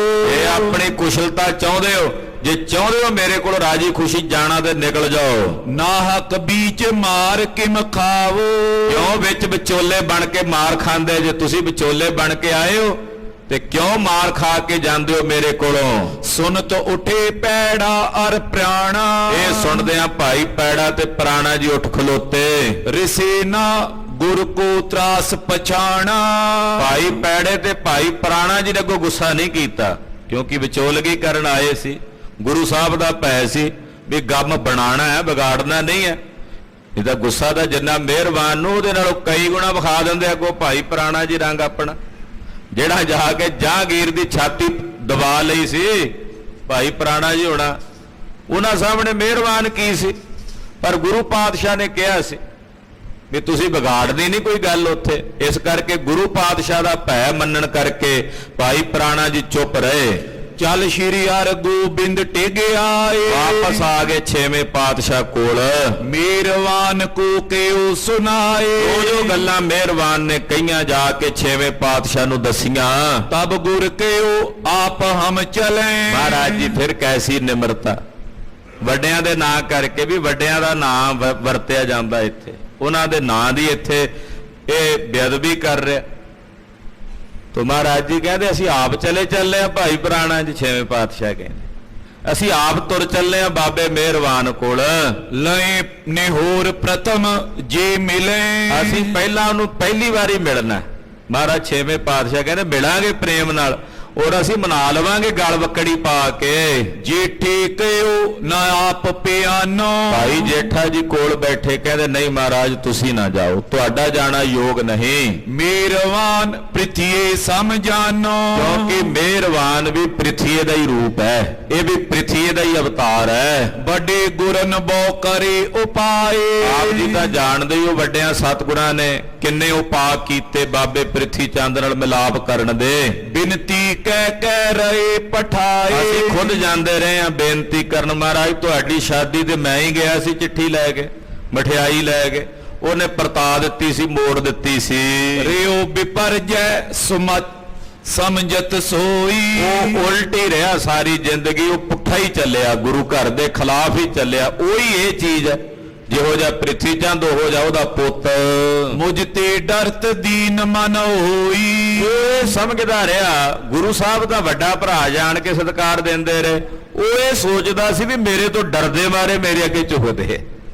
ਉਹ ਇਹ ਸਮਝਦਾ ਸੀ ਵੀ ਮੇਰੇ ਤੋਂ ਡਰਦੇ ਆ ਤਾਂ ਮੈਨੂੰ ਮਨਾਉਣ ਆਉਂਦੇ ਨੇ। ਸੁਲਈ ਸਹਿਤ ਮ੍ਰਿਤਕ ਹੋਏ ਗਏ। ਮਹਾਰਾਜ ਜਿਵੇਂ ਸੁਲੀ ਮਰਿਆ ਉਹ ਵੀ ਮਰ ਗਿਆ। ਮਨ ਕੋ ਹੱਠ ਨੇ ਛੋਰਤ ਪਏ। ਮਰਦਾ ਮਰ ਗਿਆ ਪਰ ਉਹਨੇ ਆਪਣੇ ਮਨ ਦਾ ਹੱਠ ਨਹੀਂ ਛੱਡਿਆ, ਕਪਟ ਨਹੀਂ ਛੱਡਿਆ, ਫਰੇਬ ਨਹੀਂ ਛੱਡਿਆ। ਕਹਿਓ ਗੁਰੂ ਜੇਠਾ ਸੱਚ ਕਹੇ। ਮਹਾਰਾਜ ਜੀ ਕਹਿੰਦੇ ਭਾਈ ਜੇਠਾ ਜੀ ਤੁਸੀਂ ਜੋ ਬਚਨ ਕਹਿੰਦੇ ਹੋ ਸੱਚ ਕਹਿ ਰਹੇ ਹੋ। ਤੋ ਬਾਰ ਇੱਕ ਹਮ ਪੀ ਲਏ। ਪਰ ਕੋਈ ਗੱਲ ਨਹੀਂ, ਇੱਕ ਵਾਰ ਅਸੀਂ ਜਾਵਾਂਗੇ ਜ਼ਰੂਰ, ਇੱਕ ਵਾਰੀ ਜ਼ਰੂਰ ਜਾ ਕੇ ਆਵਾਂਗੇ। ਜੇ ਨੇ ਮਾਨੇ ਹੋਏ ਸਮਤੂਰਤ। ਜੇ ਨਾ ਮੰਨੇਗਾ ਤੇ ਕੱਲ ਨੂੰ ਆਪ ਹੀ ਠੱਗਿਆ ਜਾਏਗਾ। ਅਸੀਂ ਆਪਣੇ ਵੱਲੋਂ ਮਰਿਆਦਾ ਪੂਰੀ ਕਰਨੀ, ਜਾਣਾ ਹੈ, ਵੱਡਾ ਭਰਾ ਆ ਉਹਦੇ ਕੋਲ ਜਾ, ਉਹਨੇ ਮਰਿਆਦਾ ਤਾਂ ਇਹੀ ਕਹਿੰਦੀ ਹੈ ਵੀ ਜੇ ਵੱਡਾ ਭਰਾ ਨਾਰਾਜ਼ ਆ ਤੇ ਛੋਟਾ ਜਾ ਕੇ ਮਨਾ ਲਵੇ। ਅਸੀਂ ਜਾਵਾਂਗੇ, ਪਰ ਜੇ ਨਹੀਂ ਮੰਨੇਗਾ, ਨਹੀਂ ਸਾਡੇ ਨਾਲ ਮਿਲਾਪ ਕਰੇਗਾ ਤੇ ਆਪ ਹੀ ਠੱਗਿਆ ਜਾਏਗਾ। ਰਹੇ ਬੰਸ ਲਗ ਬਹੁਤ ਬਿਸੂਰਤ। ਜੇ ਇਹ ਨਾ ਮਿਲਿਆ ਤੇ ਫਿਰ ਇਹਦੀ ਬੰਸ ਵੀ ਅੱਗੇ ਨਹੀਂ ਮਿਲਣੀ, ਉਹ ਵੀ ਅੱਗੇ ਝੂਰਦੇ ਹੀ ਰਹਿਣਗੇ ਇਹਦੇ ਵਾਂਗੂ। ਹਮਕੋ ਉਚਿਤ ਨਿਹੋਰਨ ਆਏ। ਸਾਡੇ ਲਈ ਉਚਿਤ ਹੈ ਵੀ ਅਸੀਂ ਜਾ ਕੇ ਉਹਨੂੰ ਮਨਾਈਏ। ਛੋਟਾ ਭਰਾ ਅਸੀਂ ਬਣ ਕੇ ਜਾਣਾ, ਗੁਰਤਾ ਗੱਦੀ ਤੇ ਗੁਰੂ ਬਣ ਕੇ ਨਹੀਂ ਚੱਲੇ। ਛੋਟੇ ਭਾਈ ਵਜੋਂ ਚੱਲੇ ਆ, ਵੱਡੇ ਭਰਾ ਦਾ ਸਤਿਕਾਰ ਕਰਦਿਆਂ ਨੂੰ ਮਨਾਉਣ ਚੱਲੇ ਆ। ਸੋ ਬੜ ਦੁਖੀ ਪੁਕਾਰੂ ਰਹੇ। ਪੁਕਾਰੂ ਬਣਦਾ ਕਿਉਂਕਿ ਦੁਖੀ ਹੈ। ਅਸੀਂ ਉਹਨੂੰ ਬੁਲਾਵਾਂਗੇ, ਕਹਾਂਗੇ ਚੱਲ ਅੰਮ੍ਰਿਤਸਰ ਸਾਹਿਬ ਜਿਹੜਾ ਤੂੰ ਹਿੱਸਾ ਲੈਣਾ ਲੈ ਲੈ, ਜਿਹੜੀਆਂ ਦੁਕਾਨਾਂ ਲੈਣੀਆਂ, ਬਾਜ਼ਾਰ ਲੈਣੇ ਸਾਂਭ ਲਵੇ। ਕਿਉਂ ਏਦਾਂ ਪੁਕਾਰ ਕਰਦਾ ਫਿਰਦਾ? ਪੂਰੀ ਪਿਤਾ ਮੇ ਕੀ ਤਜ ਗਏ। ਸਾਡੇ ਵੱਡਿਆਂ ਨੇ ਇਹਦੇ ਵੱਡਿਆਂ ਨੂੰ ਥੋੜੀ ਕੱਢਿਆ ਸੀ, ਆਪ ਗਏ ਛੱਡ ਕੇ ਆਪਣੀਆਂ ਕਰਤੂਤਾਂ ਕਰਕੇ। ਨਿੰਦਾ ਕਰਤ ਰਹਿਤ ਹਿਤ ਹਾਏ। ਉਹਨੇ ਨਿੰਦਾ ਹੀ ਕਰਦੇ ਰਹੇ, ਇਹਦਾ ਵੱਡਾ ਵੀ ਨਿੰਦਾ ਕਰਦਾ ਰਿਹਾ, ਹੁਣ ਇਹਨੇ ਉਹੀ ਰਾਹ ਫੜ ਲਿਆ।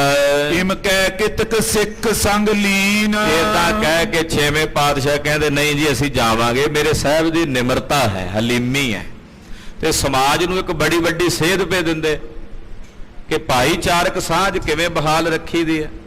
ਵੀ ਜੇ ਵੱਡਾ ਭਰਾ ਨਾਰਾਜ਼ ਹੈ, ਭਾਵੇਂ ਉਹਦੀ ਗਲਤੀ ਵੀ ਹੈ, ਤੇ ਫਿਰ ਵੀ ਛੋਟੇ ਦਾ ਕਰਤੱਵ ਹੈ ਵੀ ਉਹਦੇ ਕੋਲ ਜਾਵੇ।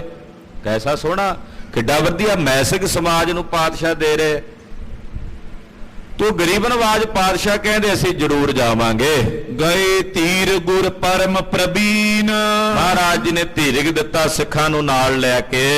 ਆਗੇ ਮਿਹਰਵਾਨ ਅਭਿਮਾਨੀ। ਪਾਤਸ਼ਾਹ ਚੱਲ ਪਏ ਅੱਗੇ। ਬਾਬਾ ਮਿਹਰਵਾਨ ਜੋ ਬੜਾ ਅਭਿਮਾਨੀ ਹੈ, ਗੁਰਗਾਦੀ ਪਰ ਨਿਜ ਕੋ ਜਾਨੀ। ਉਹ ਸਮਝਦਾ ਮੈਂ ਗੁਰਗੱਦੀ ਦੇ ਉੱਤੇ ਆ।